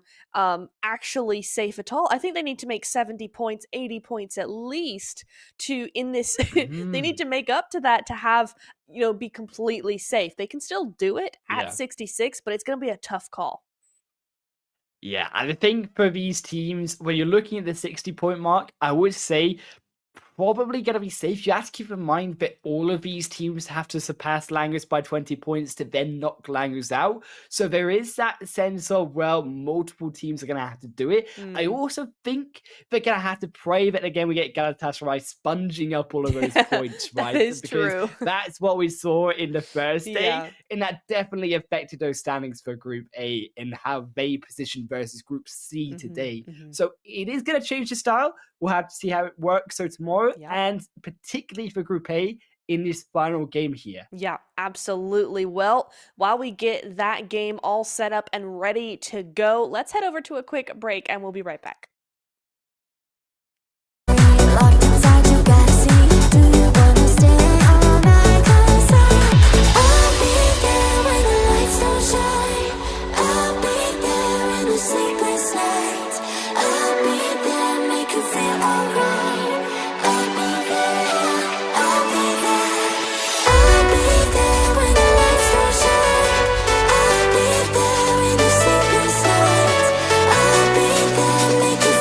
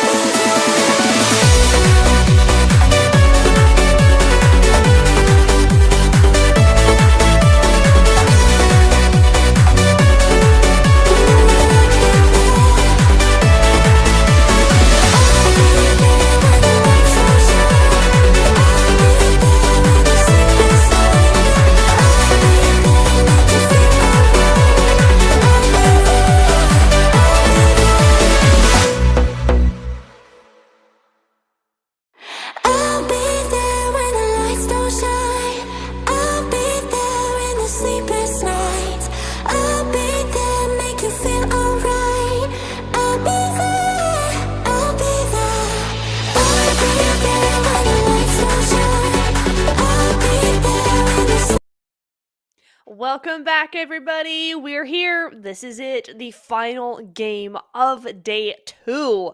We are looking at a hectic last game here on Erangel Highland, Group A's final game.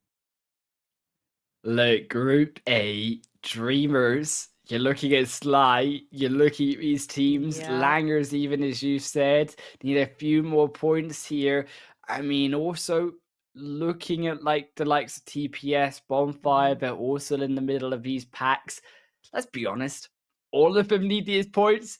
There's 8 of them, Yeah. and I don't think they're all going to be able to make it in terms of having that final game success here, Netura. And we're going to jump straight on into Erangel here already, because Group C, as we've already said here, have been kind of on fire when it comes to some of these teams' results. They are going towards the top and challenging teams that are 5 games ahead of them. Yeah, they sure are. I mean, it's certainly not going to be an easy game for anybody by any means here. And as that zone, wow, and really interesting playing path we get right across diagonally, Erangel here, but it's all about that zone, right? I have a feeling it might actually center up around Rosshawk a little bit, which would be a really interesting zone to actually watch come to life here. But we'll see. No, I don't want to, jump the gun here too much as we look at these teams start to move over. Now, I doubt that any of these Group A teams are going to start hot dropping anytime soon, right? There's too much at stake here. I think the points are too close. If the points were a little bit farther apart, you could see something like that start to happen. But with the teams being so close together, I doubt we're going to see that risk be outweighed by the potential reward for any of these teams. Yeah, I mean, this is about the risk of whether you want to take that early game eliminations. It worked out for Flex in that Miramar game just now. It's probably gonna come out, though, from some of these squads like Group C. So, for Group C, they have every right to try to contest these teams in Group A, Right. because if they fall out, they still got another 5 games. If they take out a team of Group A, though, that could be one of those teams done, and that really helps Group C with one less team to worry about potentially in terms of their own standing trying to make it through. 100%. I was just thinking about that and going, yeah, actually, it could be Group C hot dropping some of these Group A teams. So, something to watch out for sure. At the moment, not a whole lot going to be happening just yet. 64 still alive here. TPES got a nice solid position in zone in the school apartment split they got going on here. So, not too bad at all. But Burf, oh, that was weird. It looked like she had some damage taken onto her, but nope, she's fine. It's all good. LGS and Flex, though, each looking a little worse for wear there. The 2 pink bars on the leaderboard as we see it. But I think, to be honest, Highland, we're looking at a quiet early game. Do you know what I actually miss, though? Okay, do you know what I miss? Is it, when the teams used to wear all the same outfits, right? Like the same backpack. I mean, okay, yeah, some teams you got the likes of teams all having to wear a certain clothing or an outfit, but a backpack can change, and you had some style going on. None of them have the same backpack or the same style happening. Yeah. I'm a bit sad, I thought the teamwork, fashion sense would be a bit on point, Yeah. I wanna see like some cool styles of fashion. I mean, okay, you got the same colors and matching. I think for the start of this game, that's sure we got to rate, the outfits. I quite think like so. the yellows. That it's giving off Yeah. a sort of teenager, sort of like younger generation, Yeah. edgy vibe. Maybe a bit of the 80s helmet, Oh, yeah. when they used to have their skateboard, perhaps. I Uh-huh. mean, they've got the vehicle as well. Oh, yeah. Seems quite spiky, you could say, with the black and the yellow as well. Totally. See some more black and yellow helmet there again for Nagavators. Seems like a popular choice, this one. It does. It actually does. But Unlucky has the M4 Glacier, which I have never been able to get. So she automatically wins in the weapon department. Yeah. Yeah. And also the pan as well, right? I Yeah. mean, the Glacier pan. Oh, yeah. Really I nice. mean, we're lucky if we can get 1. Now she has 2. The jealousy. It's I don't like this game now. Yeah, They I don't seem like to have it a lot either. more Stop beautiful it. stuff than me. Like, You know what I... when I look at it. Yeah, totally. You know what I do wonder though, Highland, maybe you know this. Do the X suits and all the like really cool ones have larger hit markers? Because no one wears the X suits. Oh. Like they have all the cars. You're telling me they don't have an X suit hidden somewhere in their inventory? Come on just, now. they just whip it out of their pocket, just a giant suit, just Yeah. huge hitbox, explodes out like you like blow up a bouncy castle or something. Just Totally. puffs up. Totally. That's what I want. Yeah, I mean, maybe that's like if it's that big a hitbox, no wonder no one's wearing it. Like, Yeah. but I don't know. I don't know actually. I would have to look this one up. It's probably on the grand old Google though somewhere. Probably somewhere. We'll have to figure that out. I might sneak it. I might do a little sneaky while you're talking about the X suits on PUBG. Wait, is this a salt and pepper backpack? Oh, that is a salt and pepper backpack. I love that so much. I need it. Wow. I've never seen that before. That must be a new one. Okay, that's time to go in game. Time to go in game and grab that. That's what people need to get with their 325 you see. There's still that code. It's still gonna come up later in this game. So there's still more chances for these people watching. And you at home, you could grab some of that salt and pepper backpack. Oh yeah. You know, that very popular spiky yellow and black helmet. Seems everyone's got a bit of that. Everybody's got it. Okay, interesting. Except Psyche. She has the OG no skin whatsoever helmet on, which is interesting. XQ got that bear hat though. Love to see that. We love it. It's great. Oh, I just miss the people wearing the suits, like, you know, when we're talking about X suits and stuff. Oh you know, God, like the piggy onesie or like the wolf onesie. Like 100%. I mean, you know they all have it. Like so like I'm just surprised that the fashion of the onesie fashion is gone out the window. Now it seems to be the spiky, edgy, black yellow helmet. That's the today fashion. For real. Only the OGs, and by OGs I mean 2022, probably 2022, remember the bug hat that was in one of the seasons. Whatever that was. Oh my goodness. That was That's insane. Going backwards. It is. Yeah. I need that in competitive. Somebody put that on right now. I need it. It would be so much fun.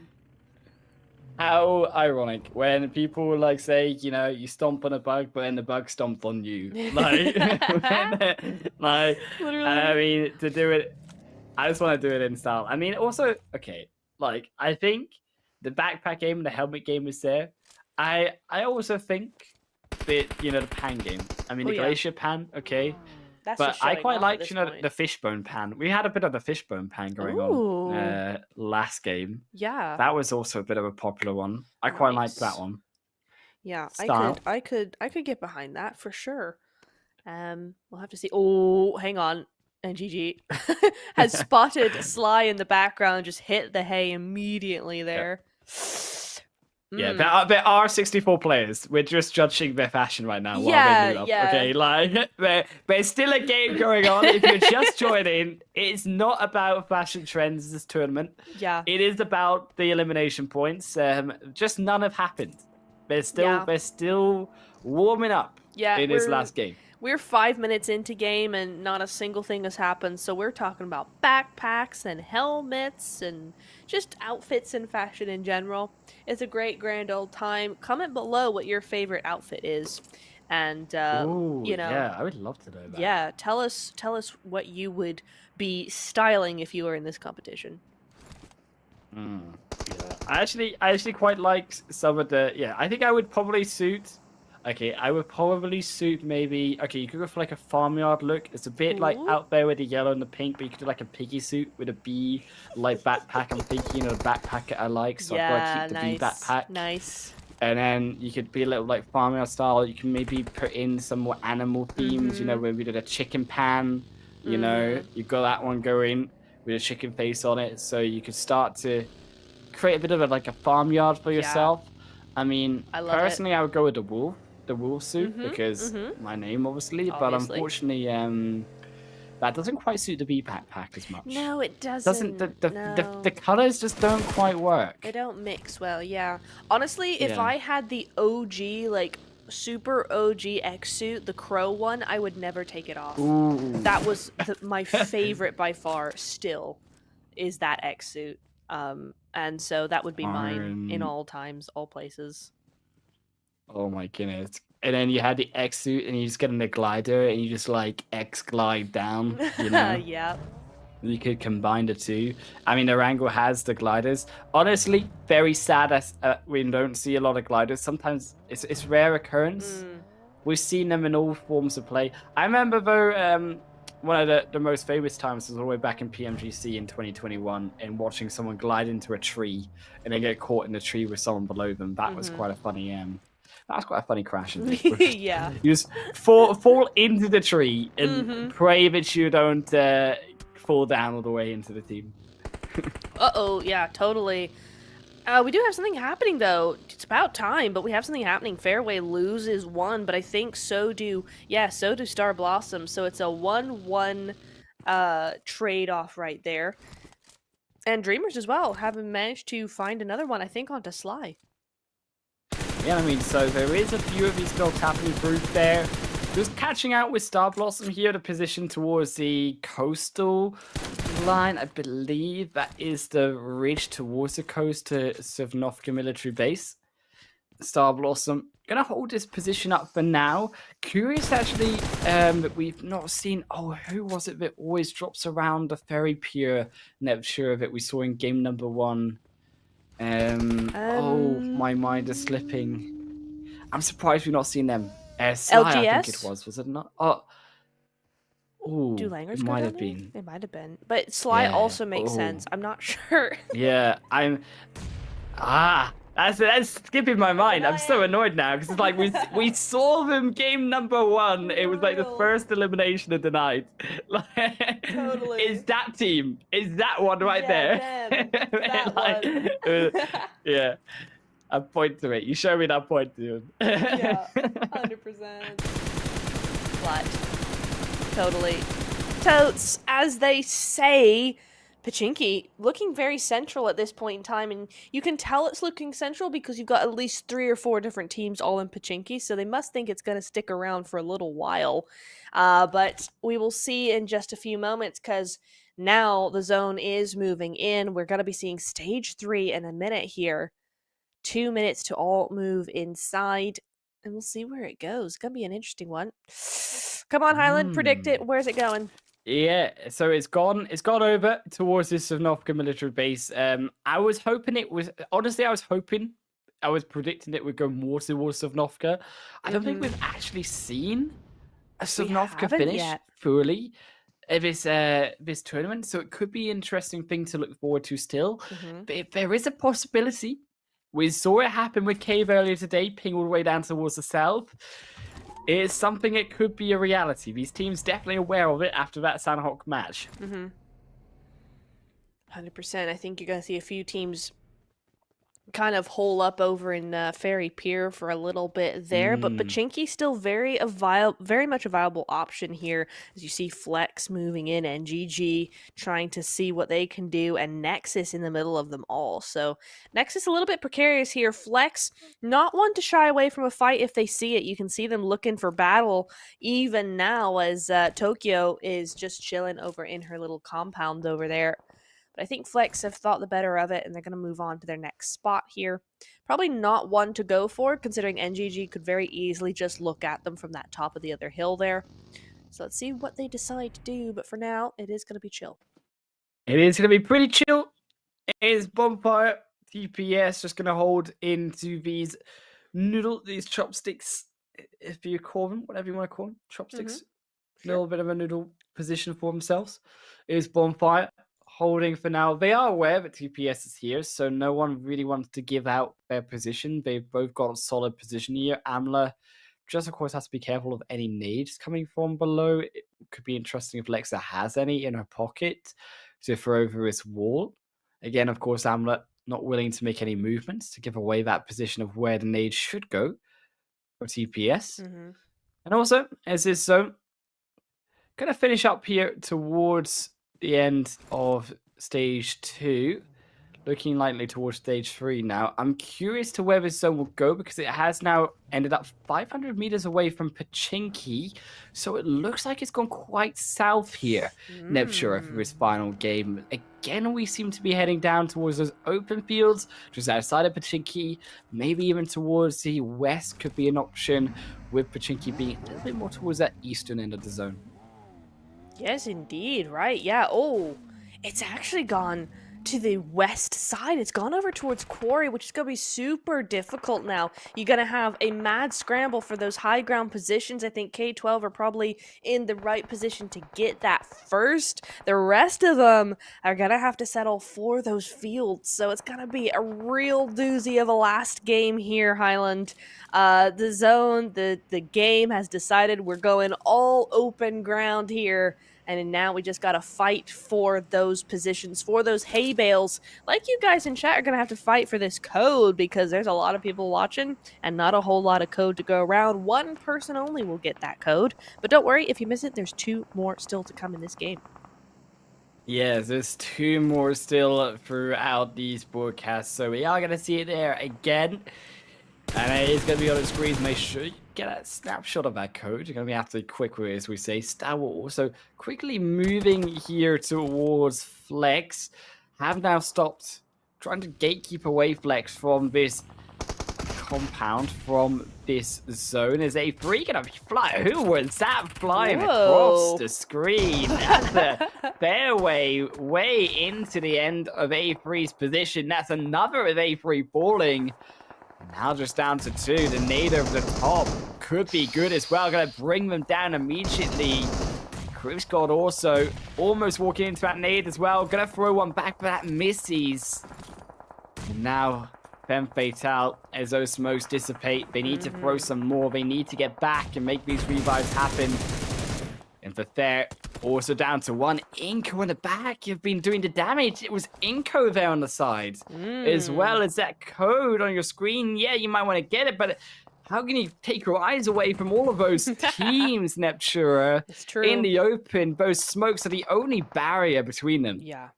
That's insane, right? You look at that mini-map, 1, 2, 3, 4, at least 4 different teams. I think dark blue is in a 2-2 split over here. So 4 teams in this teeny tiny little area. It's only stage 3, but this fight is so important, right? Because you have to get into zone. I don't think any of these teams are quite in zone just yet. And even if they are, it's all this high ground that needs to be going to just one team. Indeed, and this is where you're looking at those quarry hills, right? That high ground that you mentioned, Neptura, that's where those squads are going to be looking for. Quarry, of course, has some buildings, has some protection. It is, again, a little bit of the same issue with Sanhok, where if you go into that quarry, you end up pretty stuck down in that dip where the quarry mine actually is. It's similar here on Erangel. You don't really want to go down there. As A3 will at least finish off here Fairway, as those smokes did disappear and Fairway's position was found. Star Blossom, another one of those in the shack, though. It's a bit of a shack game here, Neptura. Inco also joining in on that. Star Blossom too. And they all don't want to move into that open. You can see this is the problem, right? If you've not got that hill, you've not got that high ground already in Quarry, you're moving into that open space where those Quarry hills are really great for seeing all of those teams moving into those open fields. Fairway is part of Group A, so they leave us with 1 more point to add to their tally. A disappointing end to their run here after winning the first game, right? TPES, no! Go out with 0 points as well, even worse. And this is bad for TPS. This could be brutal for their points. We're going to have to see how that will shape up in the overall standings later, because Flex, another one of these Group A teams, they're trying to get those points onto A3 Femme Fatale. They lose 1 though in Femme. Again here with the smokes, they're making it such a pain for these teams to come in and Star Blossom blowing up by their fellow Group C rival Nexus, running them over. sure is, but that's Group C versus Group C. It's not that bad. It's only their 5th game, halfway point, so still that pressure is on for them, but it's not as bad as A3 go as well, but they'll be back tomorrow, so not too bad either which way. The zone shifts way down to the south. It heavily favors Bonfire, LGS, and K12, and 2 of those 3 teams are in Group A. And Nexus, look at that left side. Oh, sorry, should I say right side of the leaderboard? The map here. If I get my words out, I'm sure there's so many players around that location. I mean, Nexus. They got 5 eliminations. They might just tally up a few more with Nagabator's around him. You've also got, crucially, Barca of Group A. That's the big name there in that right side on that eastern end. That's the team that need to keep those points going. The rest of them, Group C squads, they've got tomorrow still to play. Yeah. They do indeed. Inco has to do something here. Yes, they come back tomorrow, but 1 point, still 2 up at the end of the game, the 5th game. It's not the best considering the rest of their games here. Flex, no, Flex, stay alive. This is risky. Oh my goodness me, you're rooting for them in one way or another because they've done such a good job so far tonight. They've really stepped up. Dreamers as well, massive step up from them as they move in, but they're just getting pummeled here by STE. And it's Barbie just left alive here. She's the only one, and she's just the only way she got out of that. Oh, Dreamers, they need to win this fight. This is crucial for Dreamers to stay into this tournament, to get to the finals. It's 1-on-1. Barbie's got the health advantage, but she can't find them to drop shot for Star Wars. This could be detrimental to Dreamers' position in this tournament. Nirvana might have just sealed the fate of Dreamers. We'll have to see by the end of tomorrow. Inco will go out. They will get enough 5 games tomorrow, however. Sly out as well. That could be another of those Group A teams that really are going to have to pray tomorrow. But Group B is going to have to be a little bit of sponging from Galatasaray once more. Yeah, for real. Lots of sponging coming in now. That's Galatasaray's new responsibility, right? It's not to win. No one cares. It's to sponge all the points. Yeah, take them all. That's their responsibility tomorrow, but we'll see how it goes. Tell you what, though, Flex managed to stay alive. Just 1 left, but 7 points is a darn good result, even if they go out now. It is going to be a good result, at least for them. If Flex can just keep themselves alive for even longer, they get those placement points as well, and they really solidify their position, perhaps going into finals. Who's next is going to drop Nagabator's, the Group C squads, once again at it. Flex, you can see definitely the position. 27 plus, they know someone's there. It's K12. They do know someone's right in front of them. That'll be another Star Blossom falling away. Is indeed. My goodness me. Stalwart making that run for it as a duo. After Nirvana just got a massive squad wipe against Dreamers there. She's just carrying the team so far. They are inside zone. Once they're in that shack, there's so much going on, right? There's too much going on with everybody moving around that actually the teams that are solitary, or stationary rather, shouldn't be in too much trouble here. Yeah, Flex will fall out, unfortunately, as you mentioned it. The trouble does come, and Abshura and Flex do leave us. Bonfire Esports also very much stationary as the snowman in amongst the hay bale. It's not winter just yet, and unfortunately, Celinda, she might not be able to make it much longer than spring here. Summer is looking dangerous. It's looking pretty heated in this final. Zones coming through. Stage 6, 40 seconds remaining, and Bonfire have absolutely nowhere to go. Langers pinning them down, and really, can Bonfire just survive long enough? Because Langers are also out of his zone. 70 meters is a big distance coming into this later game. It really is. It really is, but Have they done enough? That is the question. At this point in time, they have no eliminations. They are top 5, so they got those placements, but the eliminations is really what they need here. So, not sure if they have been able to do it, but it's an okay game so far. There's still plenty of people to be had if she can just take some pot shots over at teams, steal a couple of knocks. She could be okay here. 27 plus, though, super impressed with this team. Here they are, top 5 again. I think they've had one bad game today so far. Yeah, I mean, 27 plus have been really strong. I mean, Star Wars as well have been pretty up there too. These top 2 teams of the day really having a good performance. And 27 Langers are going to fall 1-for-1. They will get back down on this 2-2 split, though. Langers, they had those numbers advantage over 27. And now comes the support. It's XQ jumping in for 27 plus. She's been on top for them all day. Can she get those extra eliminations? It's Langers. It's a smoke wall blocking the 2 groups apart, and Tevtelka has to step back. It's 27.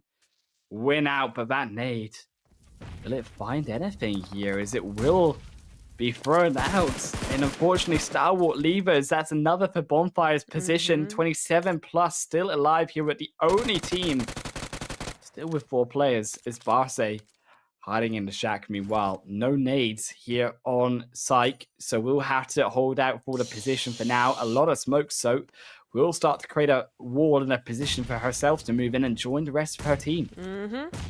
Yeah, it was a really good Molotov from Langers there. It just did the job as Valeka gets spotted, and she knows exactly where she is, though. Nice little return before moving back to heal on up, but Langer's going to try not to give them any leeway here, but actually 27 plus might demand it. And Langers also demanding that attention. They are picking apart 27. They're down to that 1. It's been slow. It's been brutal battle. That nade, though, is going to go short once more, surely. But imagine that should find it. It's going to be Bonfire that actually picks up 2 there of Langers. That's big for Bonfire. Whoa! In terms of getting those points. And 27 caught inside of that zone. That was an ambitious move. And 27 now all down to Psych. And now Psych alone, the solo Bonfire in the final 3. These points for Celinda are big for her. She's got another one of those elimination points, of course. Top 3 good placement points and 27 plus sneaking their way in. This could be Barce's game, but Barce, 7 eliminations have been quiet here all game long. Group A in their final game. Is it going to be a chicken dinner to put them on top of the leaderboard by the end of day 2? It's quite possible.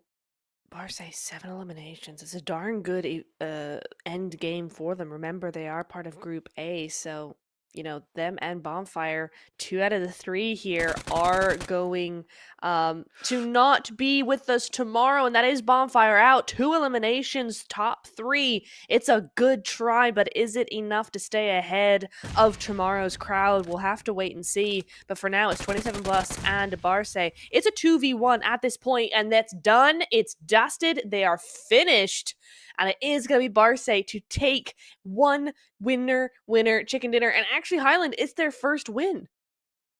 It is their first win. They've been coming pretty close to a lot of those wins. Yeah. Finally, they will be rewarded with the chicken dinner itself. And for Barce, it feels that when they get that ball rolling right, the Barce have such a powerful aura around them that they seem to be able to get those eliminations. They seem to have those big games, and to see, of course, as we say, that win to come through at the end, that is the icing on the cake for them 100%. to be able to close out this second stage.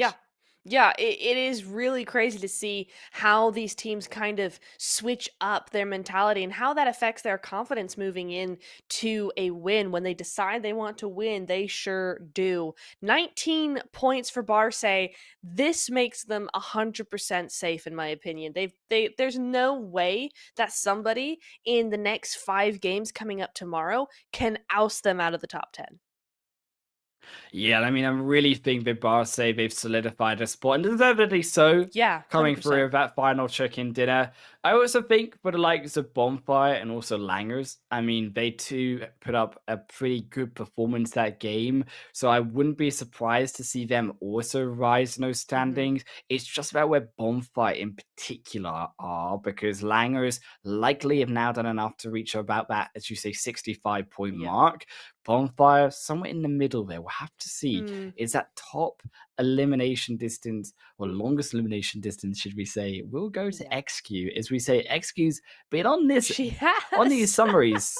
She's been all over She here has. tonight. And I mean, well played 227. They have been on a tear tonight They overall. have. It's been so much fun to watch them because they're just good time and time again. But it's going to be Nexus Hate as the MVP for this last game.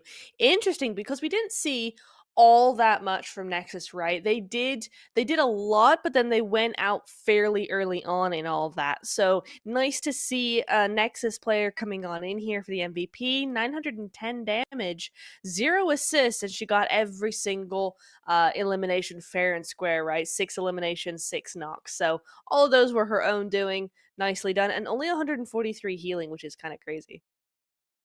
Yeah, I mean, that little bit of healing, you don't need to worry about it if you're taking out those players. You don't need to worry about Mm-hmm. no healing, Neptura here, because hey, got that 6 eliminations. She got that 900 damage. Nirvana for Star Wars also going to be joined by Darcy in that top 5, and also Langers and Barce. Let's see, also Sia there as well as another face to Barce in that player focus, and also Langers Bliss making a final appearance there in their Mm-hmm. final game 2. As we move on, though, towards these standings of this game, that's where I'm really wondering where these teams are placed, Mm-hmm. because that's going to start to give us an idea of soon the overall standings here at Neptura. Yeah. And that is the story of what these teams in Group B and C will have to soon do. Yeah, it is 100%. Oh, Barce 19, Langer's Bliss 10. It was so crucial for them to get those points. This makes it a little bit easier, a little bit safer for them. We'll have to check the overalls to make sure. But 27 plus 9 points, Stalwart 9 points, Flex 8 points coming in here as well as Nexus. So Bonfire with 7 points, where they were in the overalls before this game. I'm not sure that that's going to be enough for them, but we'll have to see. But TPES, a 0 point game, Fairway 1 point, as well as Slime Machine and Dreamers both with 2. That's rough going. Yeah, this is pretty rough for them. And I mean, Dreamers and Sly, this could be the last time that we've Mm-hmm. seen them. It's all dependent on how Group B and C plays out. Obviously, nothing's over, nothing's decided just yet. Unless, of course, you're below the top 10 and you're in part of Group A, Right. then it unfortunately is decided. Otherwise, there is still a hope and there is Mm-hmm. still a chance, Mm-hmm. even if it is slim. Is TPS, unfortunately, the only, of course, team here to get 0 points. They were also part of Group A. Yeah. We'll have to see how that affects Yeah. them going in a standstill in that last game. Yeah, I mean, even if they're top 10, here we go, though. Slime Machine 10, Bonfire 9, TPES 11th. They have not done enough. Dreamers and Flex as well. Flex, I feel so sorry for them because they've stepped up so massively today. They've done such a great consistent job, but it just wasn't enough. And only by what, 4 points? 5 points? That's rough. Yeah. Yeah, this is the rough part about it. And I mean, Bonfire also is pretty rough for them. Yeah. They're sitting at the cusp of elimination. Mm-hmm. It's not official. We can probably Yeah. also, unfortunately, say goodbye to Bonfire. It's 3 points, right? I Yeah. mean, from that 11th position, you really are going to see more than 3 points given Mm-hmm. between these next 5 games. Yeah. It's been a journey, and I Yep. think it's been a good journey and a good learning journey for especially some of these newer teams, right? I mean, Flex Mhm. was one of these new squads, these new names, albeit maybe some veterans on the roster. They were coming in here. Dreamers also did a really good job, I thought, in stage 1. It just didn't really work out for them in stage 2, right? I mean, Yeah. one position higher in stage 1, they would be in the finals. So it could Mhm. be a lot different for them, of course, if the pass just had gone slightly different way. Yeah.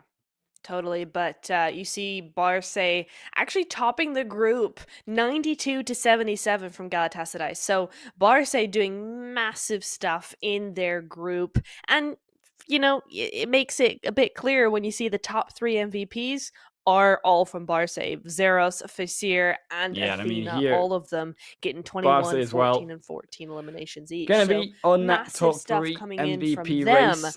And then Luna 6 from Slime And Machine Slime and Machine Langer's gonna be in Bliss, that fourth position, of Polya course. as well coming Langer's in there in there that in top that 5. So fifth some really, really position good as stuff from a well. lot of these teams. TPS and Langers are going to be in Yeah, that it, 6th it and is a shame 7th that some of them spot. aren't And going to be of course, it's seeing nice them still to coming see in whether they because, are not let's going to face be it, they're either here for the tied with finals. 11th or Flex whatever. and It's only Dreamers, like 3 points. Alexa And and as you said, Bars top Caesar, 5, if I tomorrow's 5 pronounce that one games, right, probably to going to be also seeing be on the them go down a little MVP bit. race But here. it is still Fairway super duper cool. going to be in that 10th position. Also, Anuki going to have to see how Fairway do coming into this last day, if you like, because Fairway also are part of Group A here, Neptura, and it's all down to if they've also done enough today, because it's been rough for them, right? Yeah, it has been rough. It's been a rough day for everybody. But you know what? Group A did such a great job today, I have to say. So many teams Yeah. stepped up. Even if they didn't make it, they had a real Oh, yeah. good old college try, and that was really fun to watch for everybody. So I do appreciate all their effort coming in here. But that's it. Highland, we've had Group A 10 games. We've had Group C 5 games. And it all comes down to what happens tomorrow. We will be back for Group B versus C. We will see if Barca are able to hold on to their pole position coming in, and we will see which 14 teams will be leaving us. So, Highland, thank you. It's been a pleasure. We will see you all tomorrow, same place, same time. Tomorrow. Bye.